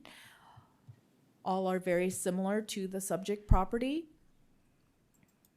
felt the most comparable is comparable number 1, sold in 2018 for $310,000. It is a 3-year-old sale at this point. Did want to indicate that, you know, it did increase in the selling price from when it originally sold in 2015 to $295,000. I do want to make note that they did have an appraisal done in October of 2020, and it came in at $388,000. That appraisal was not. We didn't see a copy of. I have it right here. I'm sorry. Okay, I thought maybe there wasn't a spot to upload this year before I mailed it in, but. So there was no time for us to, you know, review the appraisal. Not that we're disagreeing with it, but we did not have time to review it. So, yep, the appellant is here. Yep. All right, please state your name and address, please. Yep, Valerie Anderson Budaka, 1111 East 3rd, Canton, South Dakota. And yeah, I have an appraisal here. I apologize that wasn't attached. It was, I did this a couple years ago, and then you mailed everything in. This year, maybe there was a spot to attach it. It was all online, so I'm not sure. But I do have an appraisal, a certified appraisal here, if anyone would like to look at that. But yeah, it was done to refinance my home, and it was $388,000, and that increase is because we did some home improvements. When we bought the home, nothing had ever been redone, so we just did cosmetic things like flooring and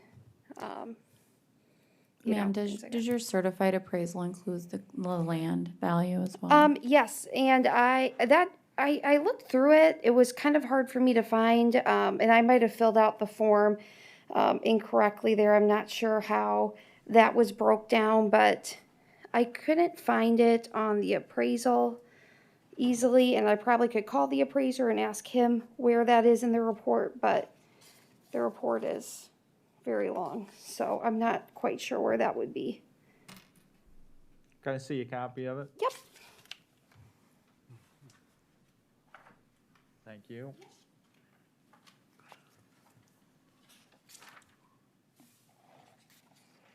Who did the appraisal, Joel?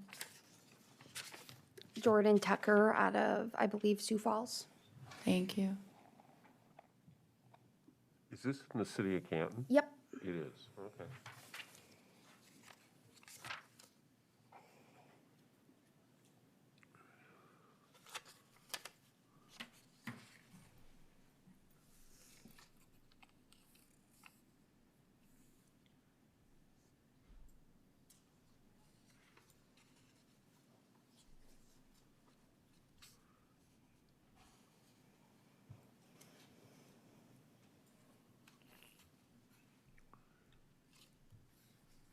Yeah, I'll just note in here in the appraisal, it was done October of 2020. October 7th, it did come in at $388,000. It does use the Uniform Residential Appraisal Report. It does list comparable sales. Just as the Equalization Office noted, they were unable to find comparables within the last year, I think. And the appraiser in this document also stated there were no prior sale of comparables other than those included in this report in the last 12 months. All current sales appear to be arm's length transactions sold through MLS. So, and it does appear he took into account the comparable sales, which would suggest then that the land price was included in there. Because it looks like he just put the whole in there. Cost approach was considered deemed not necessary to complete a credible result. I think this is just one of those examples of the fact that professionals on both sides could probably disagree as to what comparables and values are. And that just goes to show that within this system here of valuing property, there's, it's not necessarily a science, but it's an art and a science, I think. On that appraisal, Joel, where did they put the cost per square foot, if you can find it?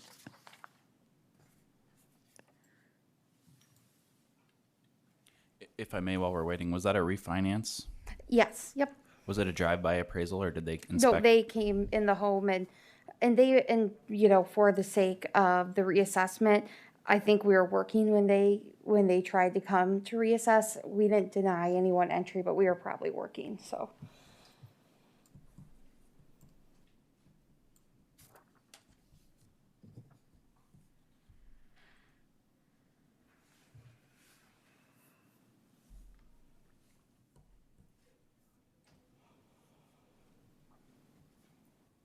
He didn't do the calculation for price per square foot on this property, but what he did is he did the price per square foot on the comparables.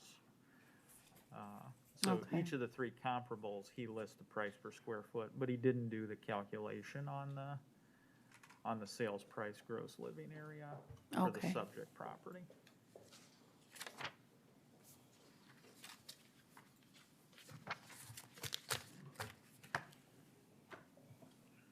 Entertain a motion?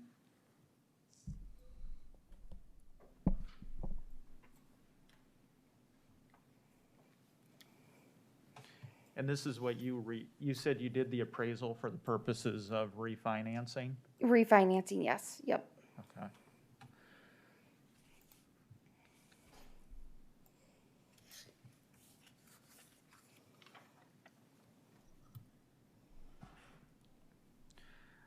Well, it does look like the requested land values were the same.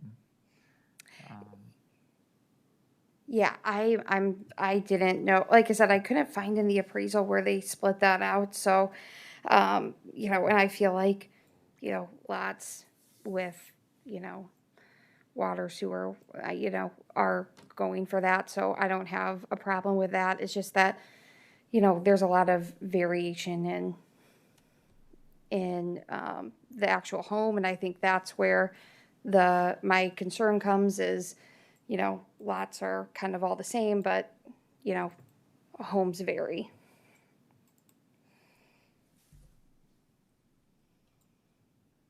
Thank you. What do you guys want to do? I'll make a motion to value the land at $32,243 and value the structure at $356,000. Is there a second? I'll second it. Commissioner Aaron's, Yes. Commissioner Sean, Yes.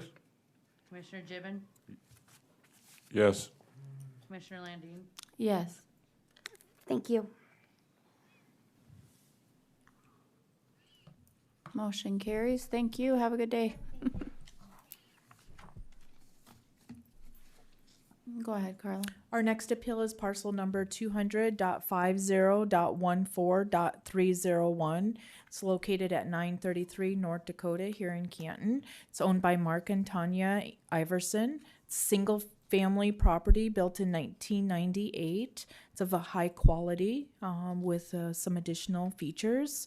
It is 3,275 square feet, 4-bedroom, 2.5 baths, lower level finish of 440 square feet. It does have a extremely large garage, 5 stalls. We have it being assessed at $584,879. There is a current appraisal that was indicated by the property owner where it was valued at $572,800. We did request that reappraisal, but had not received it as of the publishing date for the agenda. Assessor is recommending no change to value as it meets the market and the income or market and the cost approaches to value. The 3 comparables are located all in Canton, date range between June of 2018 and April of 2019. Not always the same type of home, but what we're looking for in these 3 comparables of a higher quality type home with similar size. Felt our most comparable sold in June of 2018. That one sold for $610,000. It is a few years newer, a lot smaller. 4 bedrooms, 3.5 baths. It does have a detached and an attached garage with 4 stalls. It's currently assessed at $506,780. When you look at our assessed value ranges, the subject property is being assessed at $164 a square foot, and our cost is indicating 85 to 179. The 85 would be because it's an older home. But we're looking at the quality. The market is indicating a cost range between $103 and $180 a square foot. Our subject property is located on the northern part of Canton. Our comparables 2 and 3 are in a similar type neighborhood. It's just distance-wise, it's not that far away from the subject property. I'm not sure where comparable 1 is located, to be honest with you. Let me look at the address. There's another slide. Yeah, go down further. Oh, thank you. Yep. Believe that's on the northwest part of town? Yes. Yes. Again, this is just because this is a bigger lot, so it's pretty hard to find something that's over an acre inside city limits.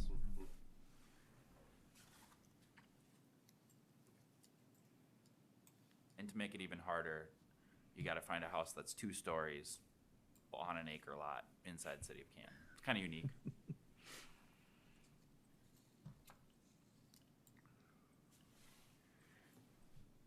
Is the appellant present? You want to go ahead and come on up and state your name and address, and Can I take this off? you absolutely can take that off. Mark Iverson, 933 North Dakota Street in Canton.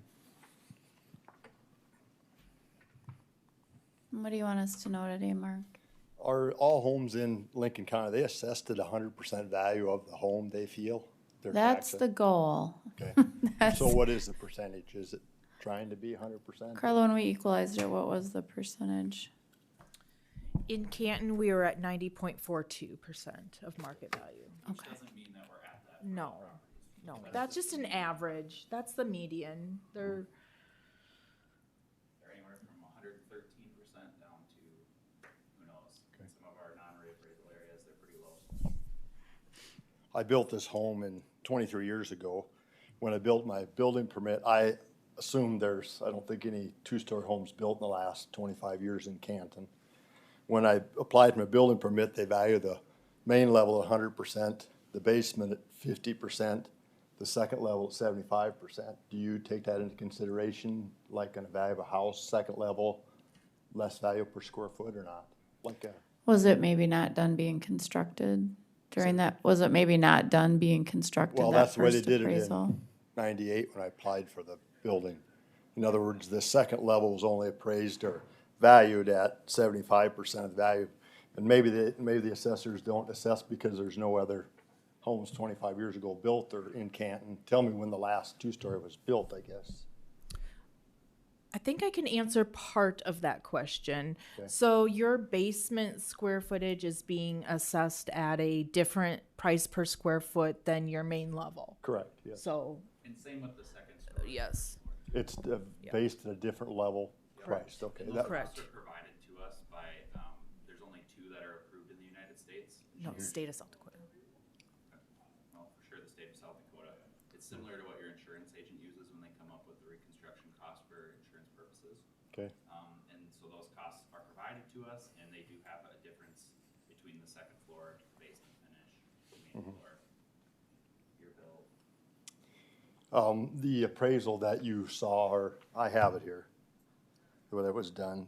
Basically, the appraisal could not compare any houses in Canton to my house. You probably found that problem.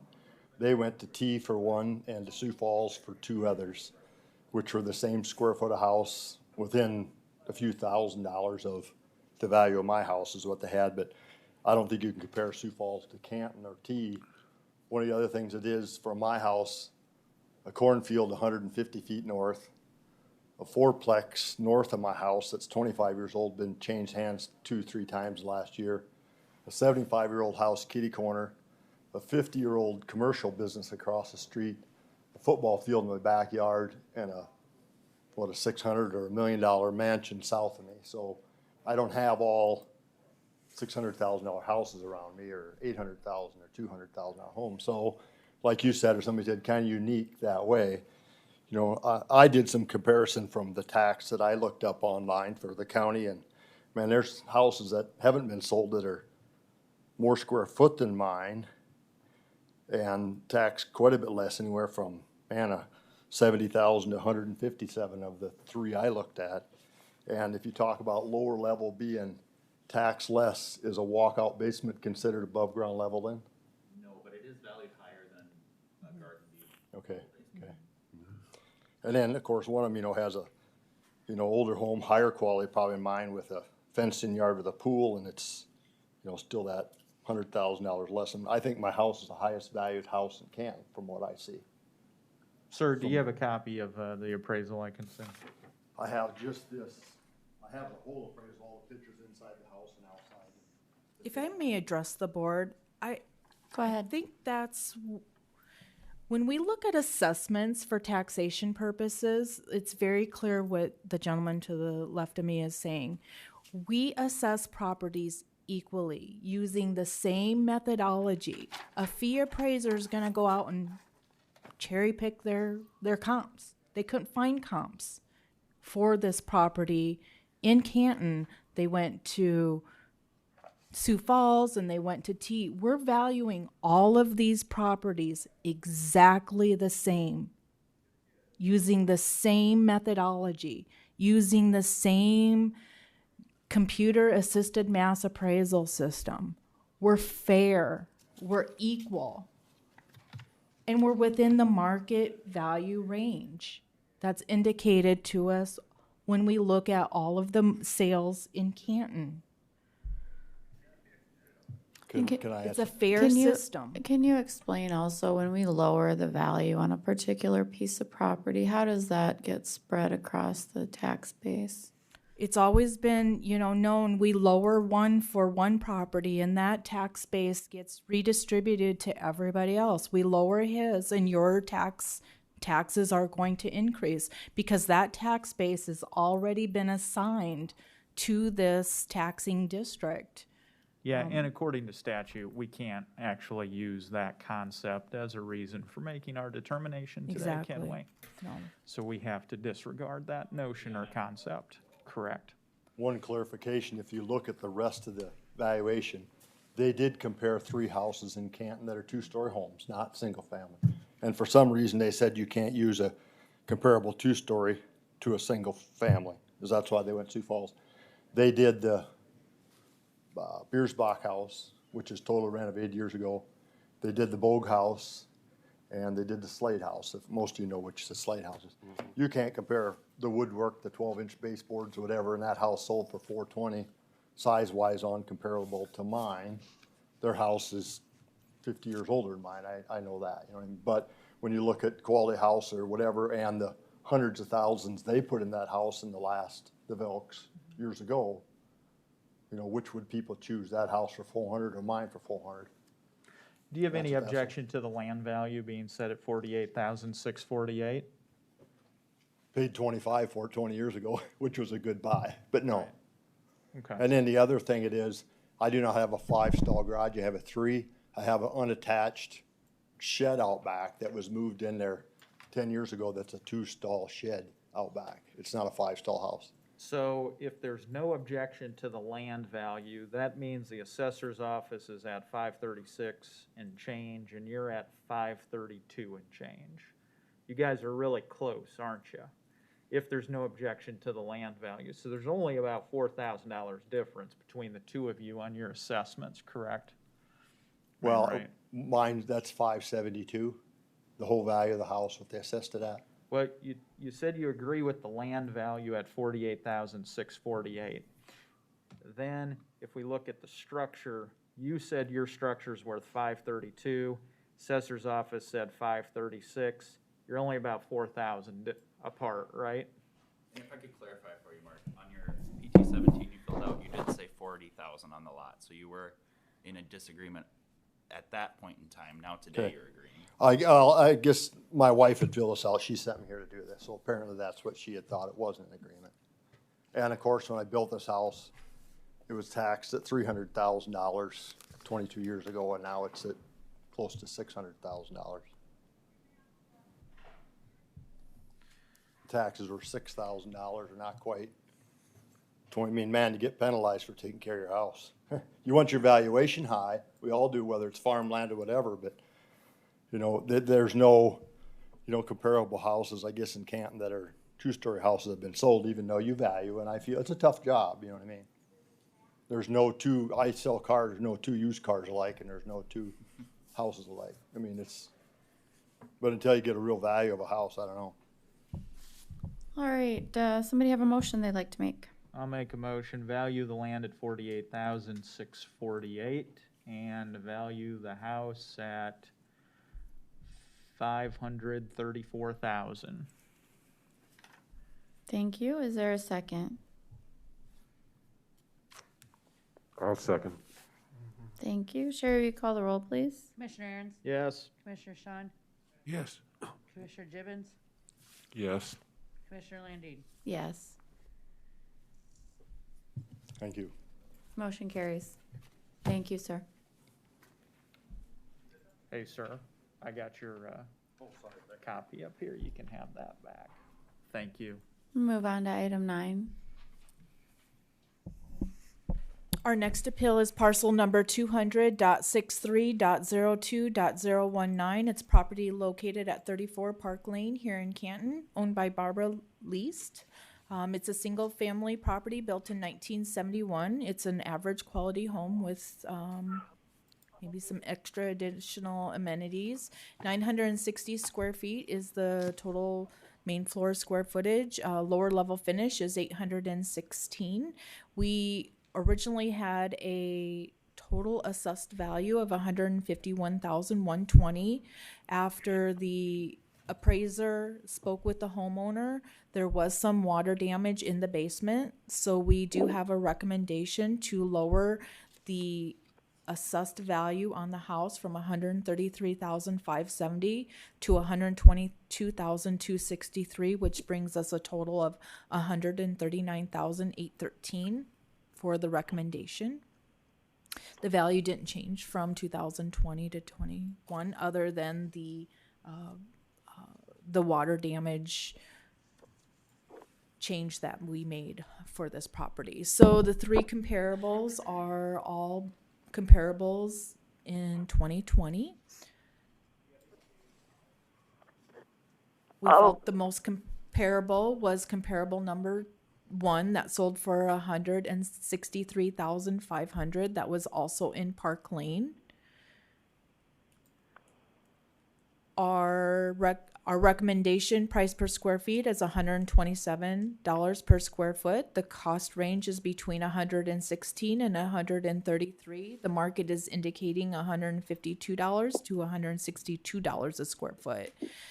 You can see that all three comparables are located very close to the subject property. The other thing I got to say is the comparables have got a 2-car garage. I've only got a 1-car garage. Ma'am, can you state your name and address, please? Barbara Least. Address is 34 Park Lane, Box 44, Canton, South Dakota, 57013. Thank you, ma'am.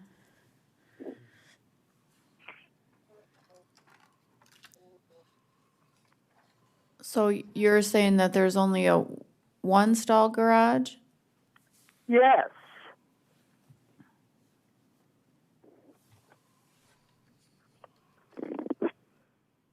And that is what I'm showing on the assessment.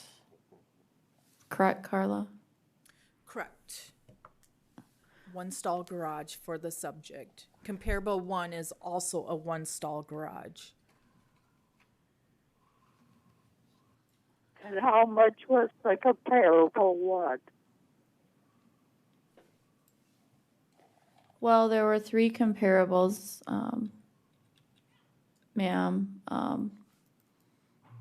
Are you wanting the assessed value for those comparables? Yes.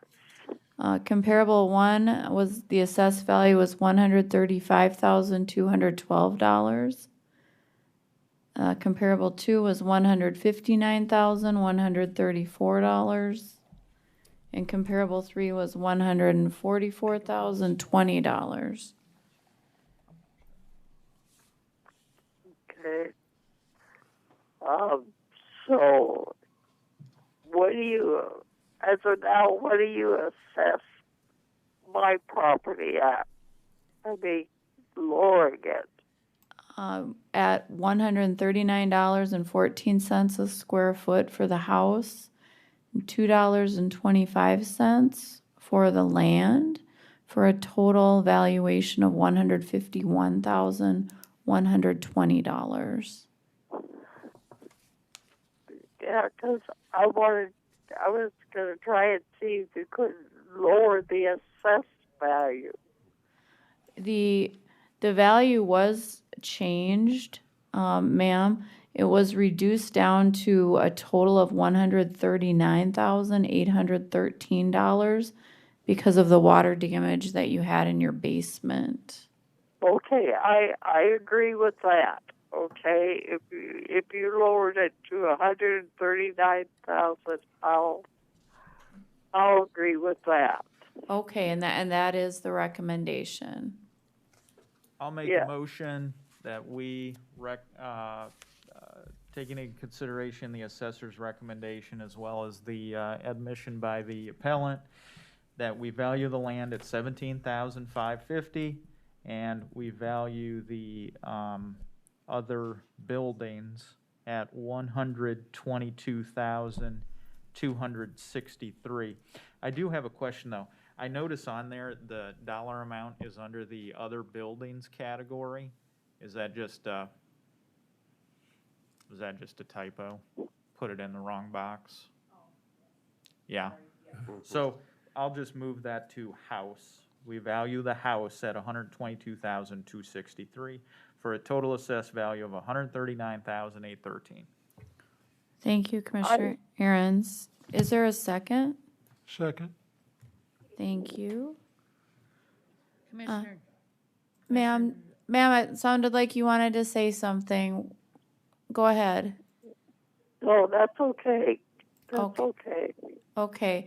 If there's no further discussion, we'll go ahead and call the roll, please. Commissioner Aaron's. Hold on a second. We did mail all the information to the Okay, thank you. We'll need that back. Oh, okay. Oh, did you get some information in the mail, ma'am? About what? Disability relief on your assessment? No, I don't think I did. There was some that was sent out to you, so perhaps you should call the Director of Equalization's office to get that processed, because that'll help you out if you qualify for it. What process now? You just need to call the Director of Equalization. Okay. Okay? All right. To get something processed. Yes, ma'am. It's just some disability paperwork. Oh, disability? Well, Okay. it might help you out on your assessment. Okay. All right. I'm in Nebraska with my daughter right now, so as soon as I get back to South Dakota and kind of get settled, I'll give them a call. Okay. Okay. Yep. You can apply for a tax freeze. There's certain reasons you can apply for a tax freeze on your property. Okay. And so Okay. you can try and do that. So give them a call. Yes, I will. All right. Thank you. So Yep, thank you. you bet. You have a good day. We do have a motion and a second. We should call the roll, Sherry. Commissioner Aaron's, Yes. Commissioner Sean, Yes. Commissioner Gibbon, Yes. Commissioner Landine. Yes. Item 10. Our next appeal is parcel number 200.63.03.023. It's located at 408 Poplar Drive here in Canton. It's owned by Vernon and Clarine Thorson. It is a single-family home built in 1973. It is 1,424 square feet, 3 bedrooms, 2 bathroom, lower level finish of 584 square feet. We have a total assessed value of $172,304.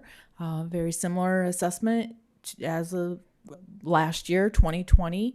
The assessor is recommending no change. The property is between the cost and the market valuation system. Our 3 comparables all occurred in 2020, ranging from $180,000 to $183,600. Felt our most comparable was comparable number 3, same year, same quality. Our subject property is larger than the comparable. Number 3 is 1,066 square feet. Our assessment range for the subject property, or not range, but the price per square foot is $107. Our comparables are coming in for the cost approach to value between $86 and $133 a square foot. Our market is indicating $102 to $155 a square foot. Our subject property is located right next to the comparables in the same neighborhood.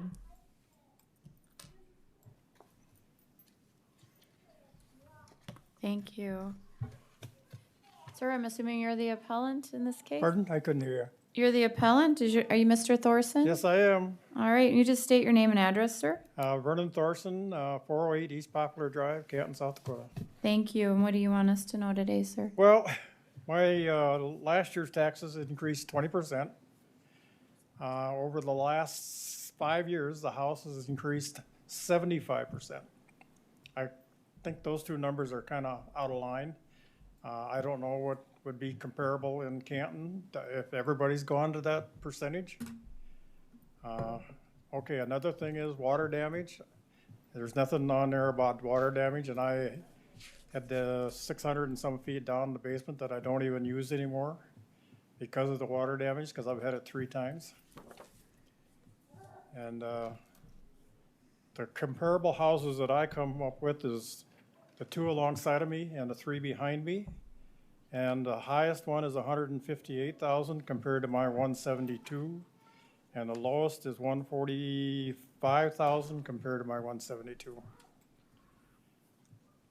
Sir, how did the water damage happen and when did it happen? Oh, it's happened over the last maybe 10 years, 3 different times.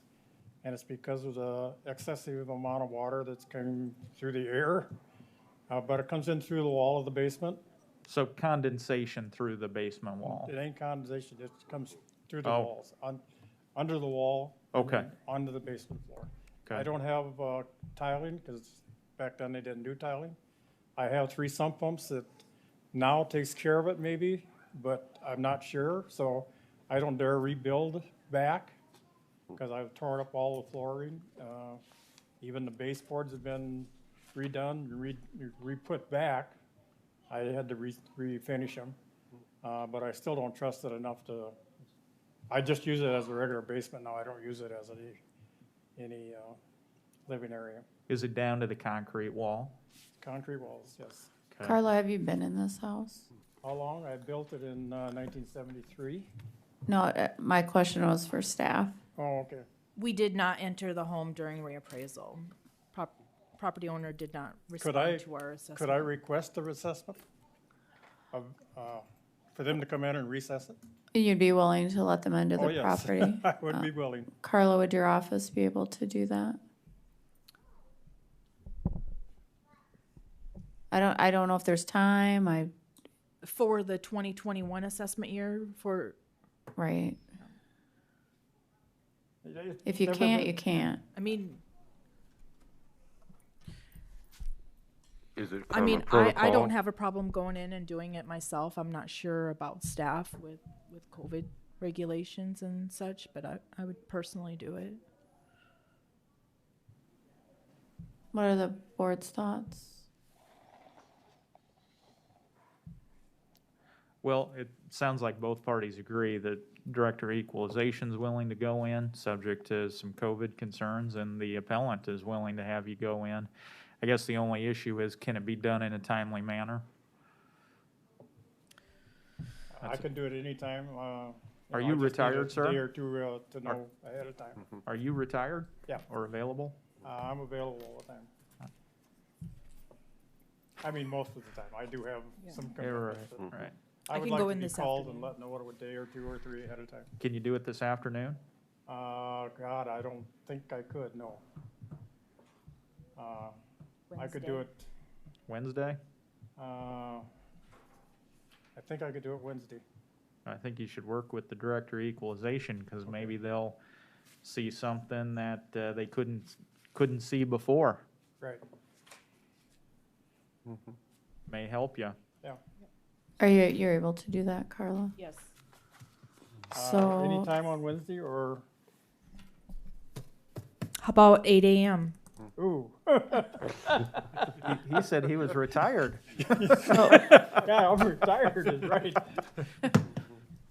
11 a.m. How's that sound? Okay. We just need to get it done, sir, if we're gonna do it. The assessor's land values, I know, So- are considerably higher. Do you agree with the land value or not? On my valuation now? The land. No, I don't agree with it because of mainly the basement, but Okay. I haven't done anything to that house for 35 years. Okay, so here's what we're gonna do. We're gonna table this, based on what I'm hearing. So I'd entertain a motion to table this until, when would we table it to, Sherry? We can do it Thursday? No? No. When can we're we do it, full. Carla? Well, this would be a consolidated board, so our county boards are meeting Thursday from 1 p.m. to 8:30 p.m. on Thursday, so we could, no.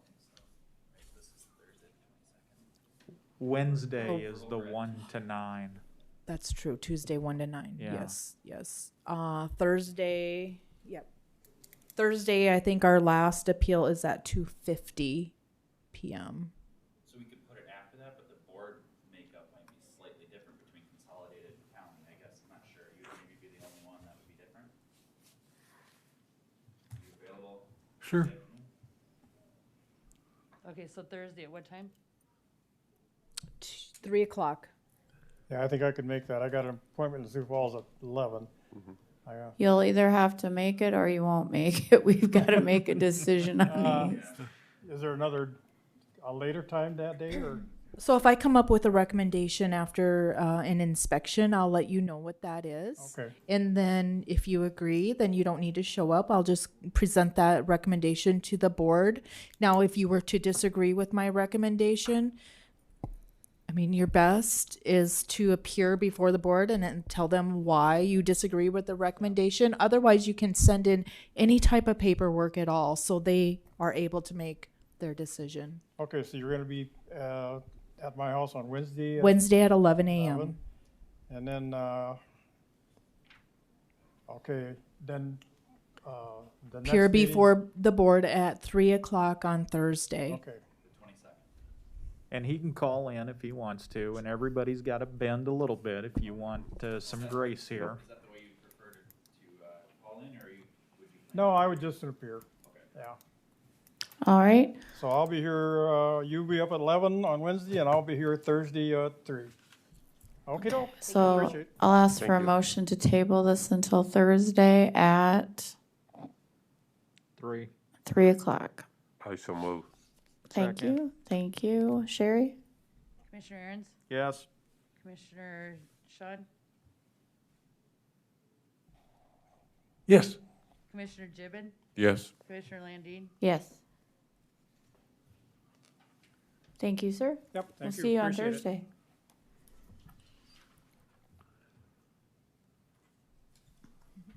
Next item, Carla, we're on number 11.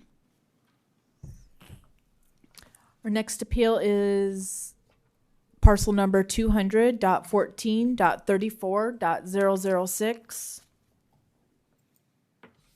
Property located at 406 East Martin here in Canton, owned by Douglas Bryson Jr. It is a single-family property built in 1978. It's average quality, 2-bedroom, 1-bathroom, no lower level finish. We have a current assessed value of $143,612. We did not enter it during reappraisal. Our comparables are between the years 2018 and December of 2019, ranging from $136,500 up to $170,000 in purchase price. Felt the most comparable was comparable number 1. Same year essentially, built in 1979, same quality, same size. It does have 1 extra bedroom. Previously sold in 2016 for $124,900, and it sold 3 years later for $159,900. So you can see the trending in market valuations. Our subject property is being valued at $130 a square foot. Our cost range is between $81 and $166. The market is indicating a price range per square foot of $118 to $157 per square foot. Our subject property is in the east side of this map in pink, and the comparable one, which is the most comparable, is just a few blocks away from the subject property. Comp 2 and Comp 3 are to the west and north of the subject property. The assessor is recommending no change.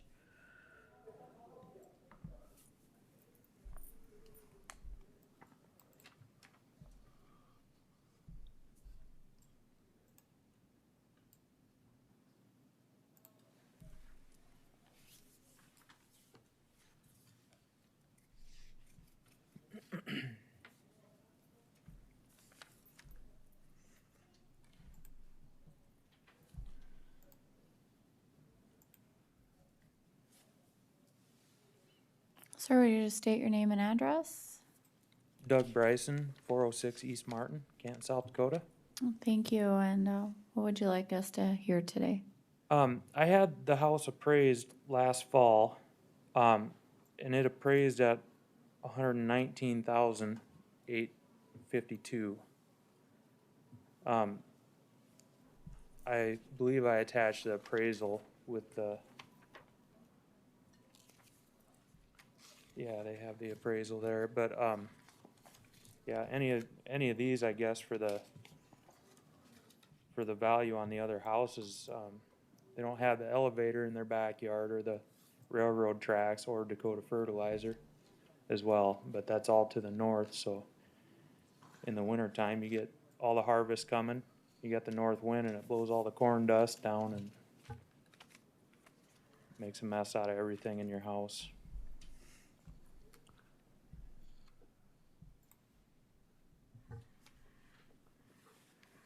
They said also on this appraisal that if I put in a new AC unit and redid the shingles and painted the house, it would be at 119.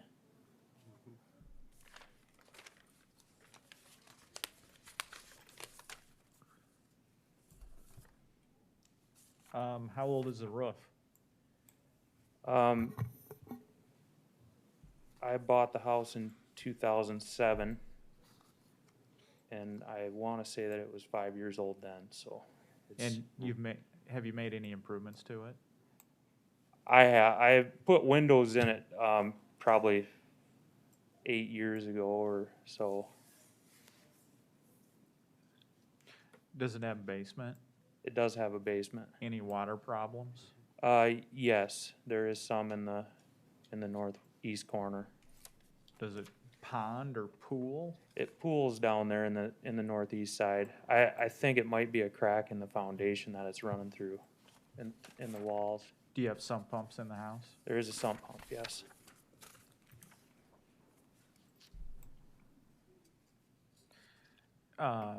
Finished basement? Or is it Partially. concrete? Yeah, partially finished. We have no finish. Yeah, But I you seen didn't that. have any flood damage like in 2014 when many people did it in Canton or not? There was flood damage then too, yes.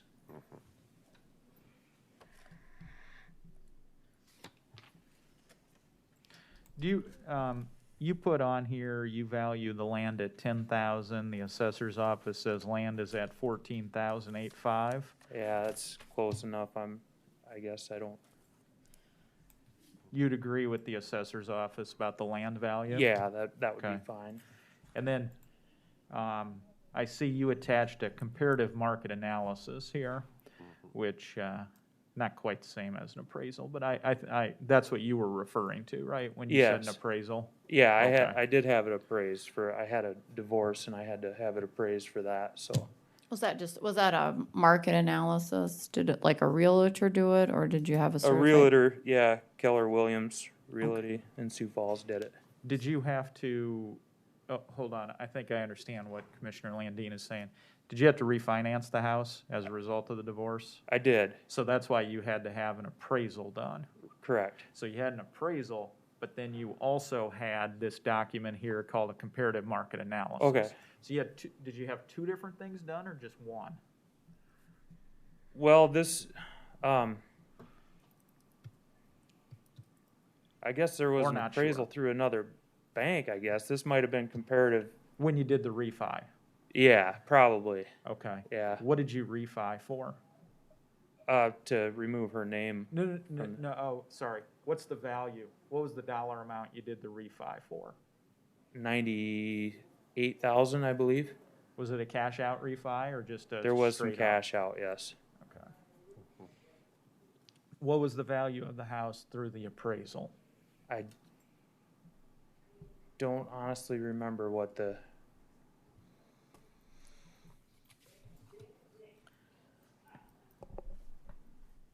These adjustments on the market analysis, I did go through and they were indicating new roofs, and that's where they made some adjustments.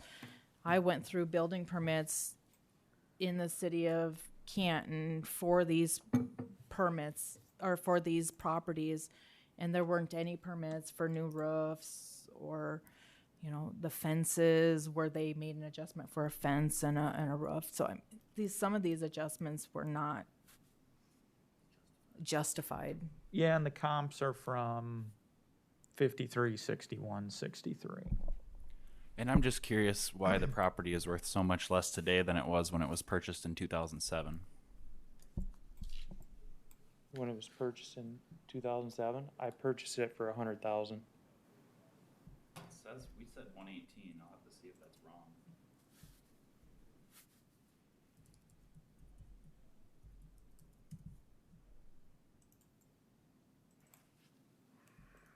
It looks like you paid 118.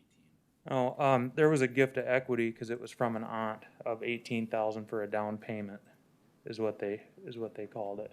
But it was purchased for $100,000.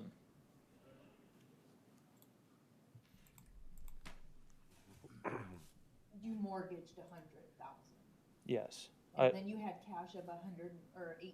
You had cash of 18,000. So the total price that you paid for the home was 118, correct?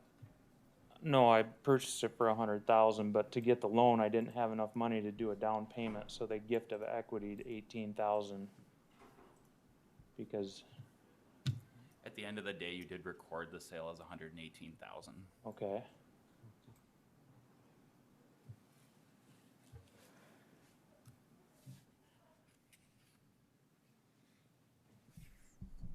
And I think we could all agree that our values are different.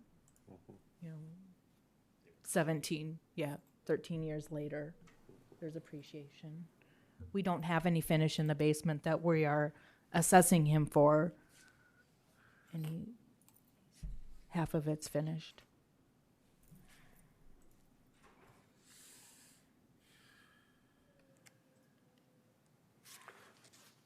I guess, Madam Chair, I would, my motion would be to leave the land at 14,850 and the assessor's recommendation of the house at 119,852.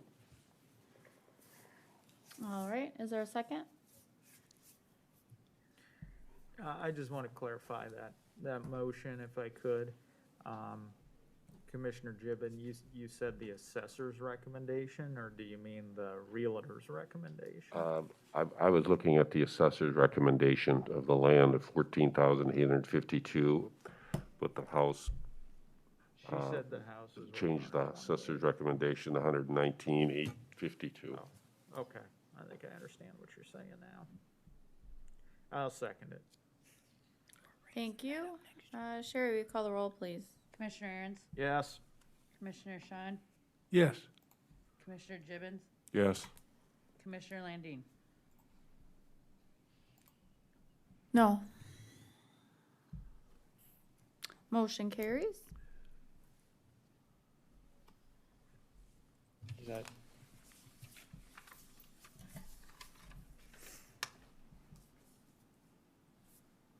Did you get those numbers? yeah, so it didn't change? It was whatever the motion was. It did change. It did Okay. change.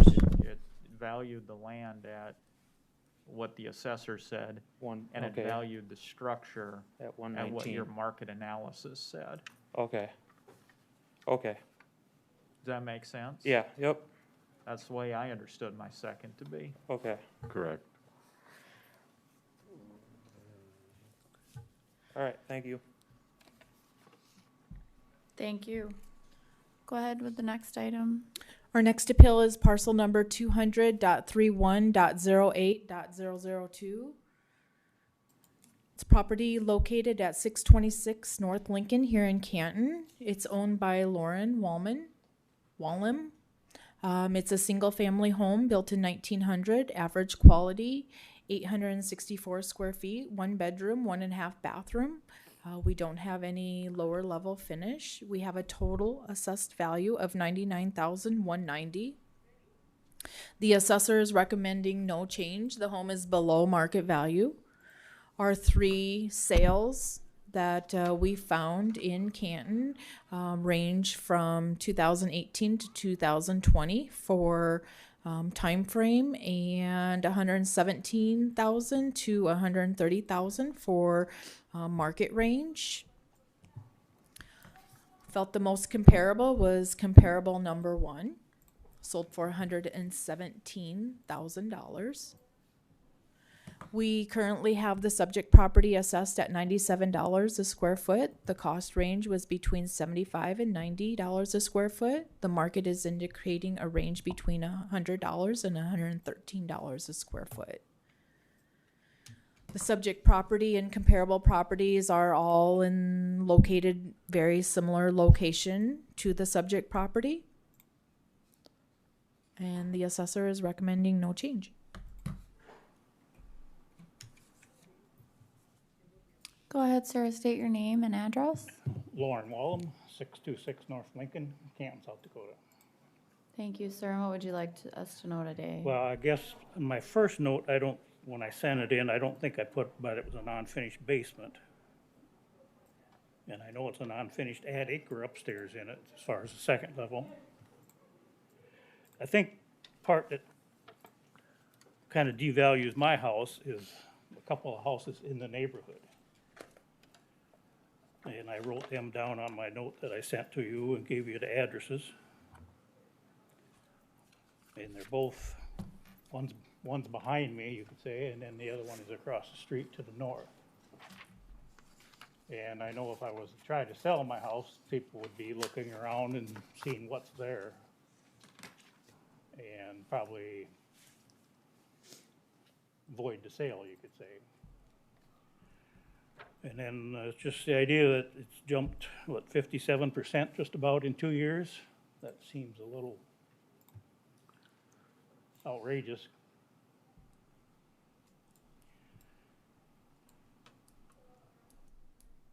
And then it's also, about what I feel, another thing that kind of counts against the value is the high traffic area there because of the high school.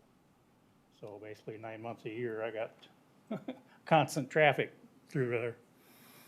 Jim might know about the traffic up by the high school.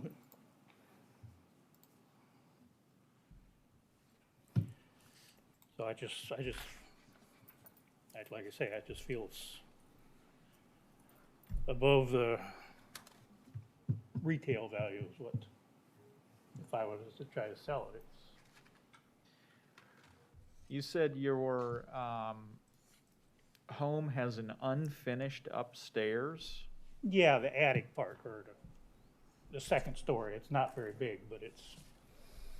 Is it an actual attic with insulation in it, or is it? Yeah, it's insulated. It Oh. could, easily be a bedroom, one bedroom up there without any problem if it was to be finished. And then you have a basement? Yes, the only thing down there is, well, some stuff, shelves for storage, and then washer and dryer. Is it finished or unfinished? Unfinished. Okay, so just concrete walls? Yes. Okay. Sump pump? No. Any water issues? I've had water issue the last time we had all the moisture, that one winter. Let's see, how many years ago would that be? 3 years? How old is the roof? Oh, I'm just guessing. I know they had to re-roof half of it at one time because of hail damage. So I would say, probably say 10 years. It's probably, one's probably a little bit less than the other. Do you agree with the assessor's recommendation of the land being 15,026? I really don't know because I've never checked on property values and stuff too, but I guess I would have to agree with it without having somebody else come in and appraise it for me. Do you have vinyl siding or wood siding there? Vinyl. Okay. How new is that? How new? I'm sure it's 30 years old because it was put on when I bought the house. So I don't know what year it was. It says I bought the house for sure.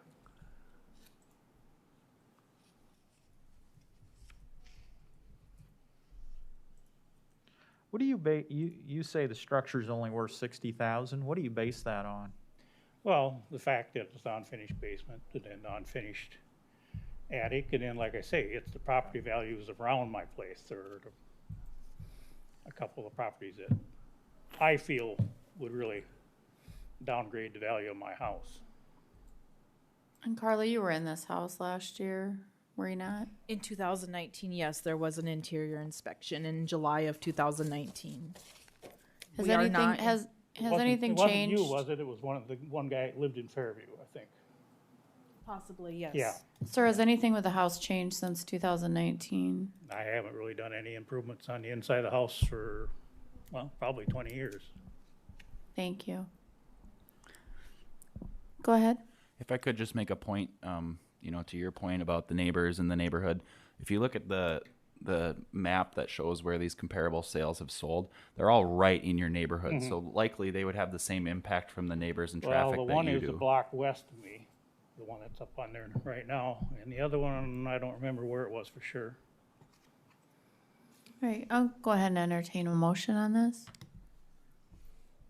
I'll make a motion to value the land at 15,026 and to value the house at 78,000.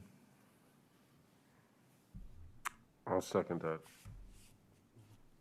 Sherry, will you call the roll, please? Commissioner Aaron's, Yes. Commissioner Sean, Yes. Commissioner Gibbon, Yes. Commissioner Landine. No. Motion carries. Okay, now, I got taxes due at the end of the month. Will this be taken care of before then, or how's that work? It will not. It just go for next, For the 2021 assessment year, taxes paid in 2022. okay, that's what I mean, what I owe them at the end of the month, I have to pay yet. You don't get a Yeah. break this year. Yeah, okay, thank you. You bet. Item 13. Our next appeal is parcel number 200.45.06.014. It's a property located at 910 East Fifth Street here in Canton. It's owned by Jonathan Mark Thorburn. It's a single-family residence built in 1963, 1,372 square feet, 3 bedrooms, 1 bathroom, no finish in the lower level. It does have a carport.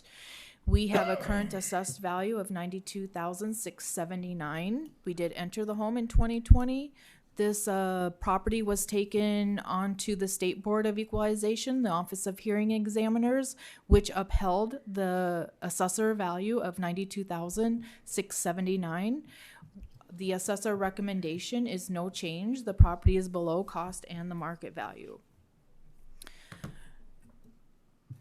The 3 comparables that we have before you show a date range between July of 2019 and June of 2020 with a market value indicator between the range of $127,500 to up to $159,900. Felt the most comparable was comparable number 3. It sold for $136,500 in December of 2019.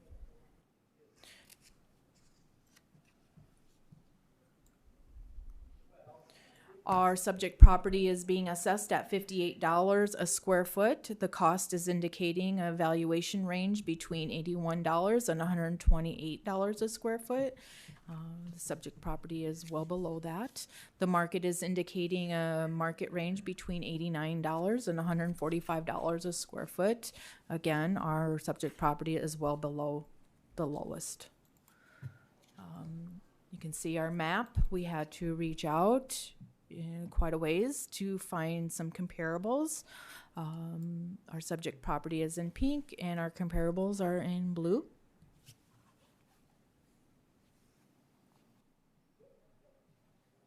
The assessor, again, is recommending no valuation change. Thank you. Sir, will you go ahead and state your name and address, please? Jonathan Thorburn, 910 East 5th Street here in Canton. All right. Tell us what you'd like us to know, Mr. Well, Thorburn. We get the same stuff. I got pictures here I can show you or whatever you want me to do, but I mean, the lot goes low, it goes on up, it banks way up in the back, as stated before and stuff. The property, big house behind me, years ago before that area was developed, dumped all their trash, garbage, junk over that hillside, and that's part of the problem up there. I brought some of that stuff with me, I can show you, and it's just, it keeps showing up. I mean, if having a junkyard is a good place to build, how come the city doesn't take their old city dump and put a housing development in down there? It'd be the same thing. Could I see those pictures? Yes, you may.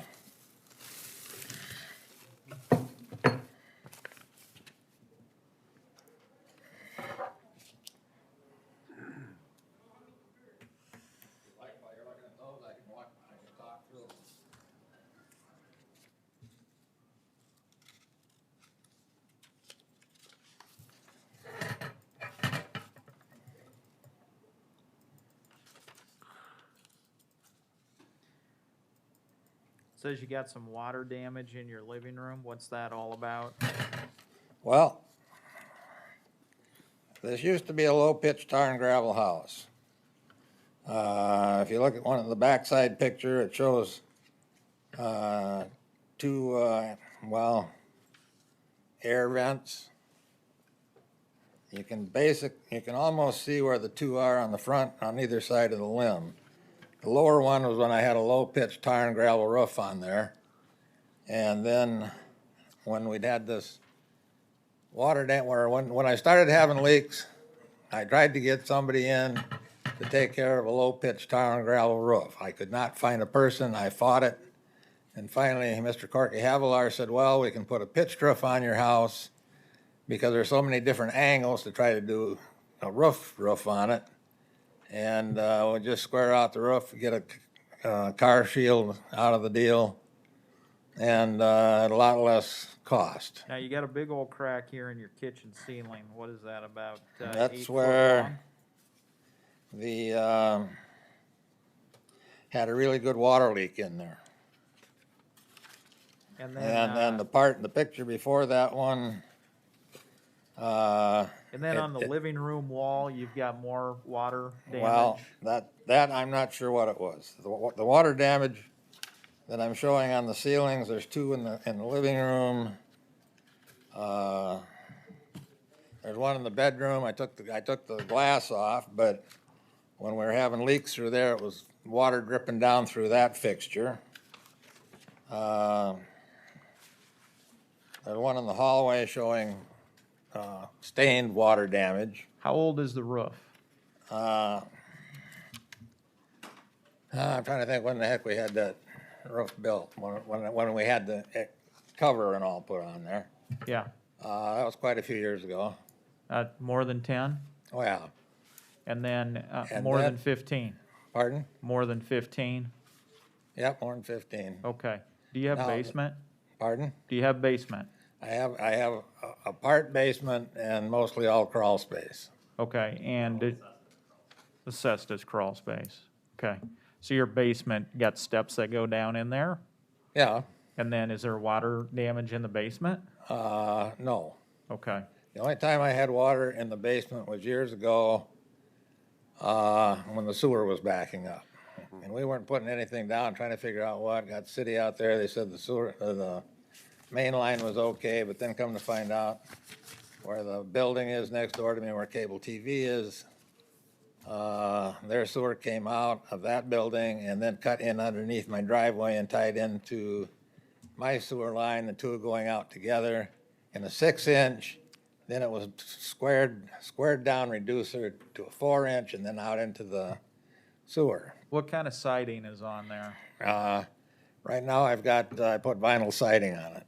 And the Okay. reason for that was that at the time, the old siding was just pressed board stuff. It was not in any condition to repaint, though I'd done it years before. I got a And- question. Okay. Hold on, sir. Got a question for staff. What is going on here with this appeal that went to the Office of Hearing Examiners? What happened there?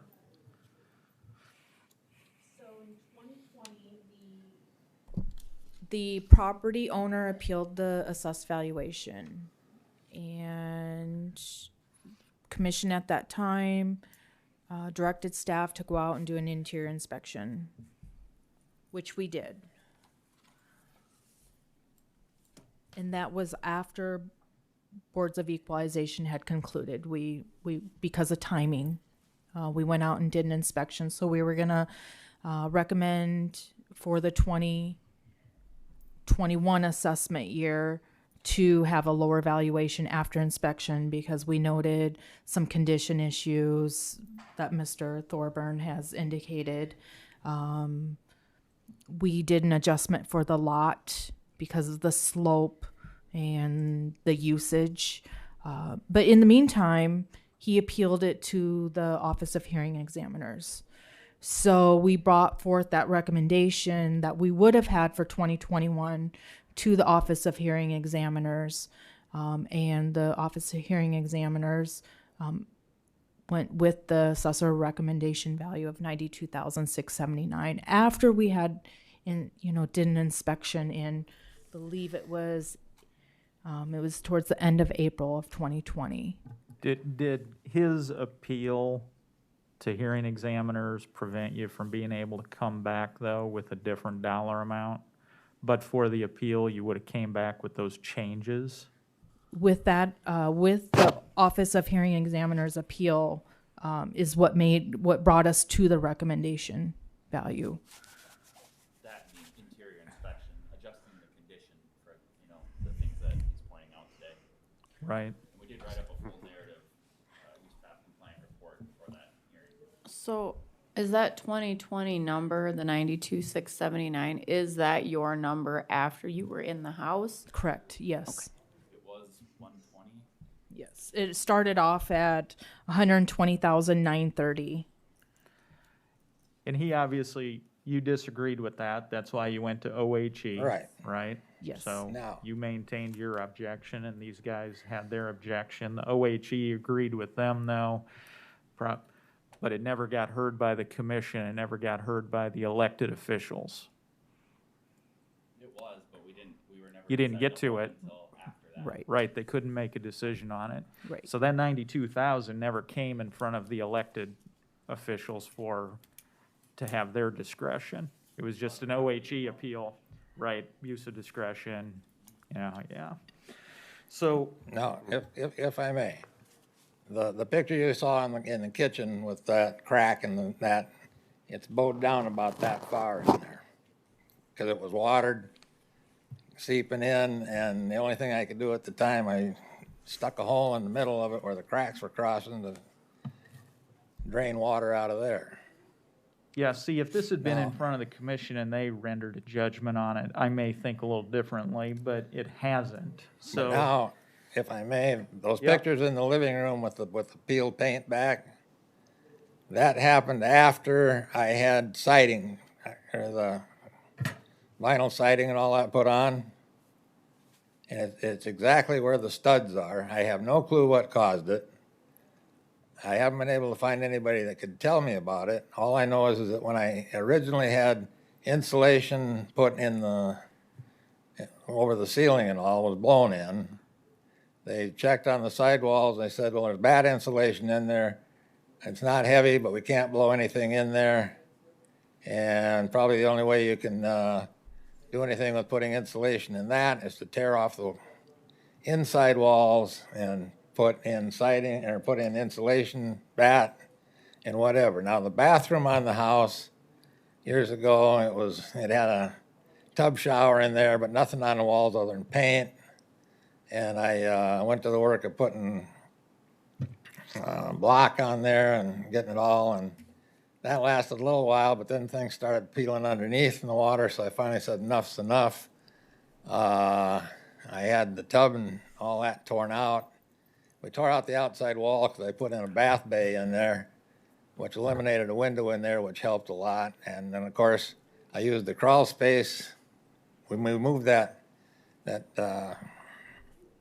enclosed tub in. Well, I mean, So you've made some improvements. Yeah, but I pushed that ahead, and then I used the crawl space to get in behind it and put in batten insulation and plastic and all that on there. But the rest of the stuff, you can't get up in the attic. I mean, there's an access hole inside, but all that does is you get your head stuck up there.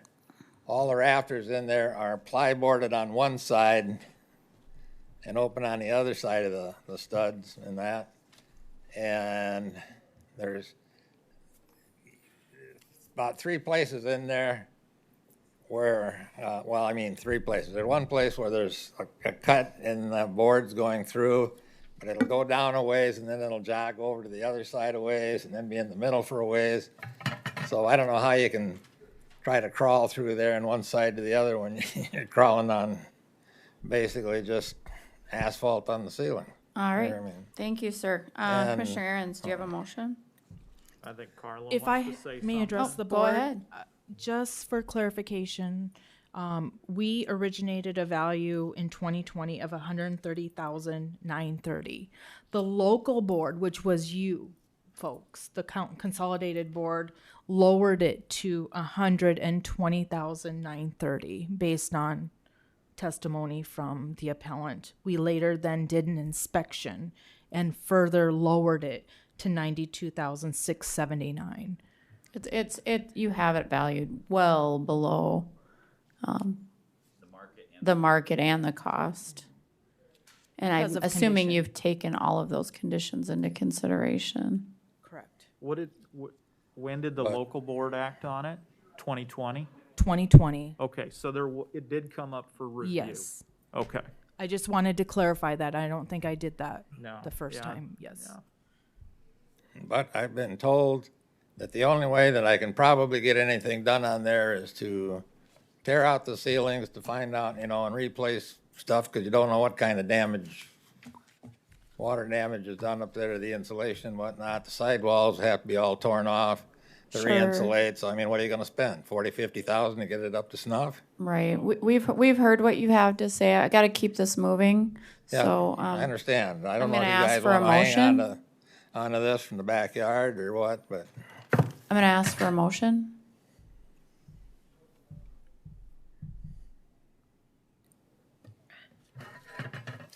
I'll make a motion to value the land at $13,477 and to value the house at $69,202.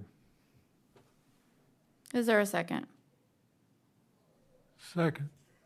Thank you. Sherry, will you call the roll, please? Commissioner Aaron's, Yes. Commissioner Sean, Yes. Commissioner Gibbon, Yes. Commissioner Landine. No.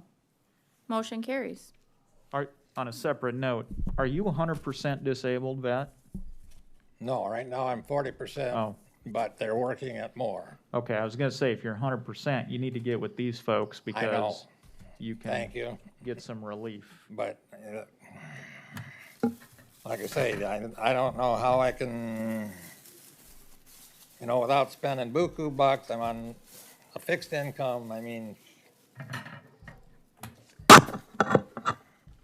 Did you people want this stuff too, in the backyard? So No, you know sir. what it is, or? No, sir, we don't want it. I'm sure you don't, but I brought it along to show you what. And I don't go digging for it, and you can take a metal detector and go over that back hill, and it does nothing but beep for all the metal that's down in there. Thank you very much. Thank you, sir. Thank you for your service. You want your pictures back, John? The pictures are here if you want them.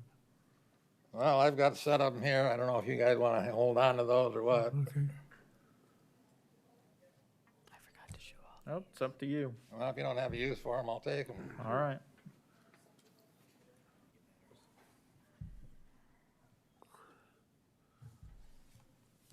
Next item. Our next appeal is parcel number 200.49.01.001B. It's located at 320 North Lawler here in Canton. It is a multifamily property built in 1901. It's a 5-story apartment building, which includes 26 units. We originated a valuation in 2021 of $1,125,531. When we look at all three approaches, sometimes we're missing the income approach. The appellant has supplied us with an income approach to value and also a broker opinion for the price for the property. After looking at the income approach to valuation, the assessor is recommending to lower the value down to $929,051. We do have some apartments that have sold. Now when we're comparing some of the comparables, we're looking at a price per unit. Sometimes those price per units come in the form of a cost approach to value because the income approach to value isn't always supplied to us by the comparable properties unless it's through an appeal process. The subject property is recommending to be lowered to $30 per square foot or $35,733 per unit.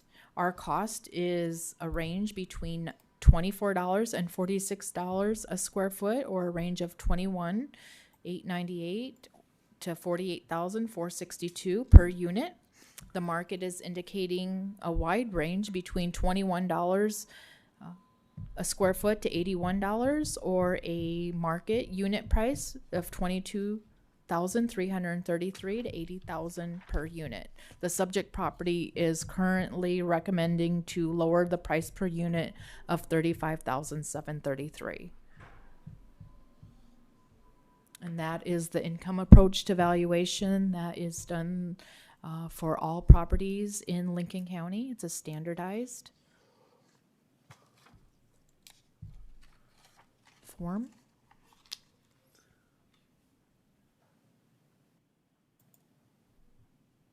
And I believe we have the appellant online, or excuse me, on the phone.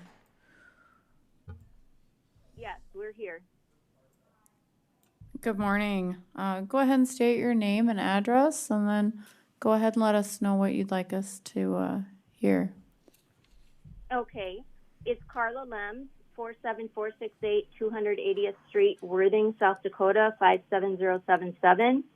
And Cameron Gage is with me, who is the property manager. And we just wanted to just state a little bit of history on this building. If you're all familiar, this is the old main building, located up there by Keystone. So, in our opinion, it's very hard to value this building on an income-based approach. It's a building not comparable to others in the area, obviously being built in 1901 and being a landmark, kind of like the Lincoln County building of the community. I know in the 90s, I believe this property was sold by the city for $1 to save it from demolition. And it's being a piece of the community, we are glad it was salvaged, but the company that had bought it at the time renovated it into apartments. And when we bought it in 2013, it was in very sad shape. The company that owned it at the time was out of Minnesota, so they were not local. And when we took it over, we tried to do the repairs that would keep it functional and bring back a little bit of the past beauty of the structure. The rents, we kept them reasonable and were able to bring it up a notch at the same time. But the capital expenditures that were needed are not reflected in an income-based approach. And these repairs that we did needed to be done. And actually, even as we speak, a whole new boiler system needs to be replaced. The massive area of common carpeting needs replacing. The rubber area of the roof needs replacing. But just to accommodate just the increase in the property taxes that we've been assessed, we've had to raise the rents that will accommodate the tax, but it doesn't help with any of the repairs that are needed on a building like this. So, I mean, the appraisal we had done based on market value that we had an outside appraisal was $800 to $950, but obviously even that now is going to be valued less because of the doubling of the property tax. So anyway, it's just hard to value on an income-based approach when occupancy is up and down. And now we hear more apartments are planned for Canton, which will even make it harder to keep ours full. So, and then if we're based on an income-based approach, if we raise our rent, so then are we going to be taxed even more if we have more income? So it's just, that's kind of where we are on the whole thing, and we'd be welcome to hear any questions you might have for us. Carla, which approach did you end up using finally? The income approach. The cost approach to valuation brought us in at $1,125,531. That was the cost approach to valuation. The income approach, the assessed value came in at $929,051. So you lowered it based on the income approach. Based on The the others income. were higher? Yes, that is correct.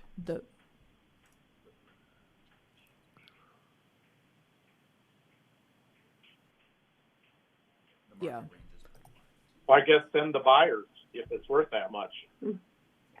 In the broker price opinion that was given to the office for review, the broker even indicated that some of the expenses within the property are well over standard, such as management fees, cleaning fees. They're all excessive to what is considered average or normal in an apartment building, and not just a little bit, extremely. Our range for management fees go anywhere from 6 to 8%, and this particular property is being managed at about 60. Can you? David is the appraiser that has been dealing with the appellant and has done the research on it. If I could hand the mic over to him. Absolutely. Sir, I'm sorry, what's your name? So my name is David Erdman. I'm an assessor here with Lincoln County. Okay. I I had the time to go through the BPO, and also their income statements or profit and losses that they gave me. The typical, as Carla was saying before, typical management fees are right around 6 to 8%. When you start getting into 8% and higher, it's typically your low income housing because due to the higher risk and extra legwork. And the BPO also addressed that with the management fees being quite high. Typically we see, I think it's right around 40 to 45% expenses of EGI for age in condition of a building of this age, and they were with just those with janitorial and management, they were well over 47%. So during, can I get to that? Oops, sorry. So yes, on this slide here,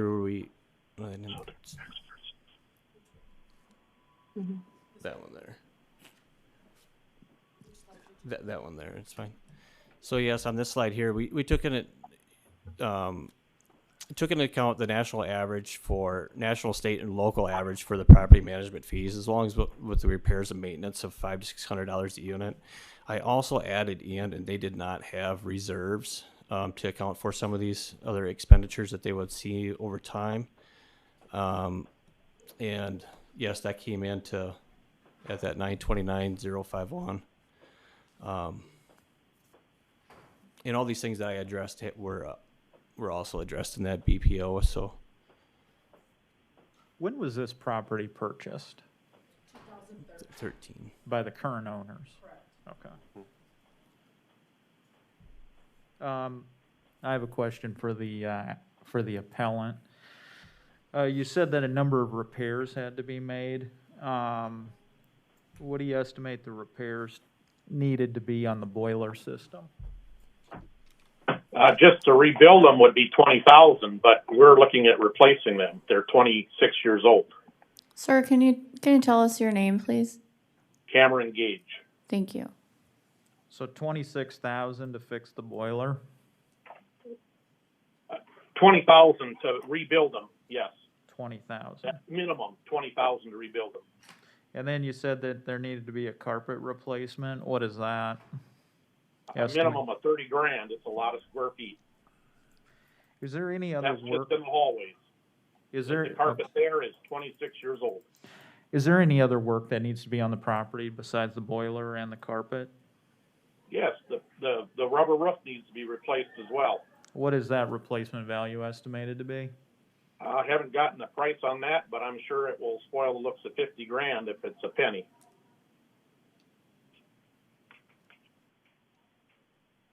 And that doesn't include any of the capital expenditures that have been done since 2013.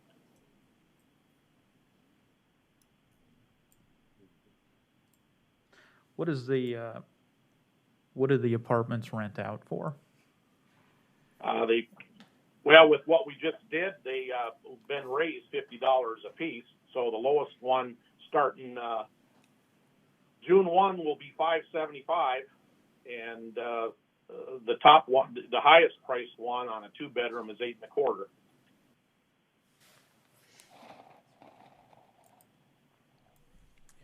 Are you at full capacity now? No, we're not. And that varies. We've been at full capacity, but then you might have a period of time you have 7 open, or you might have 4 open, or, it's a revolving door when it comes to renters.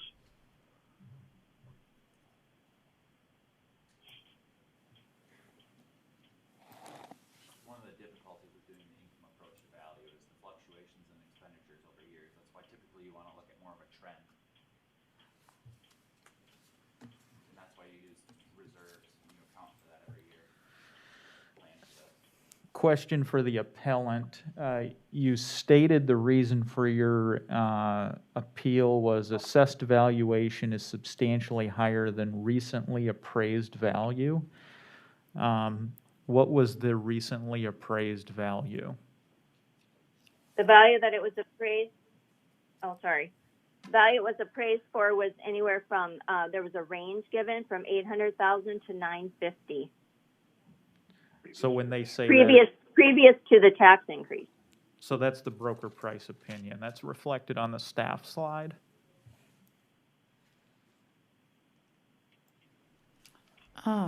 Did you apply any kind of obsolescence or depreciation factor to the property based on its age? In doing the cost approach to value, yes. Okay. But this, our recommendation is based on the income. Gotcha. Which reflects competitive properties in similar condition.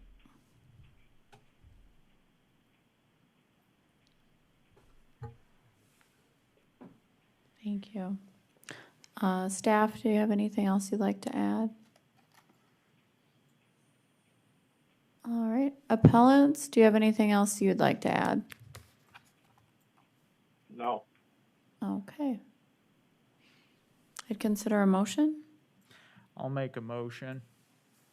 My motion is to value the land at $57,000. And my motion is to value the structure at $825,000.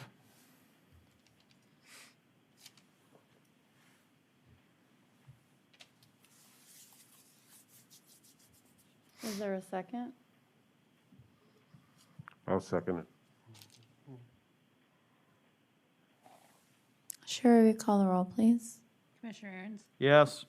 Commissioner Sean, Yes. Commissioner Gibbons, Yes. Commissioner Landine. No. Motion carries. And we will be in recess until 1 o'clock. So the Consolidated Board will reconvene at 3 p.m. on April 22nd. Right, we're done for today, and then we have our county boards at 1. Nothing today. All right, great. All right.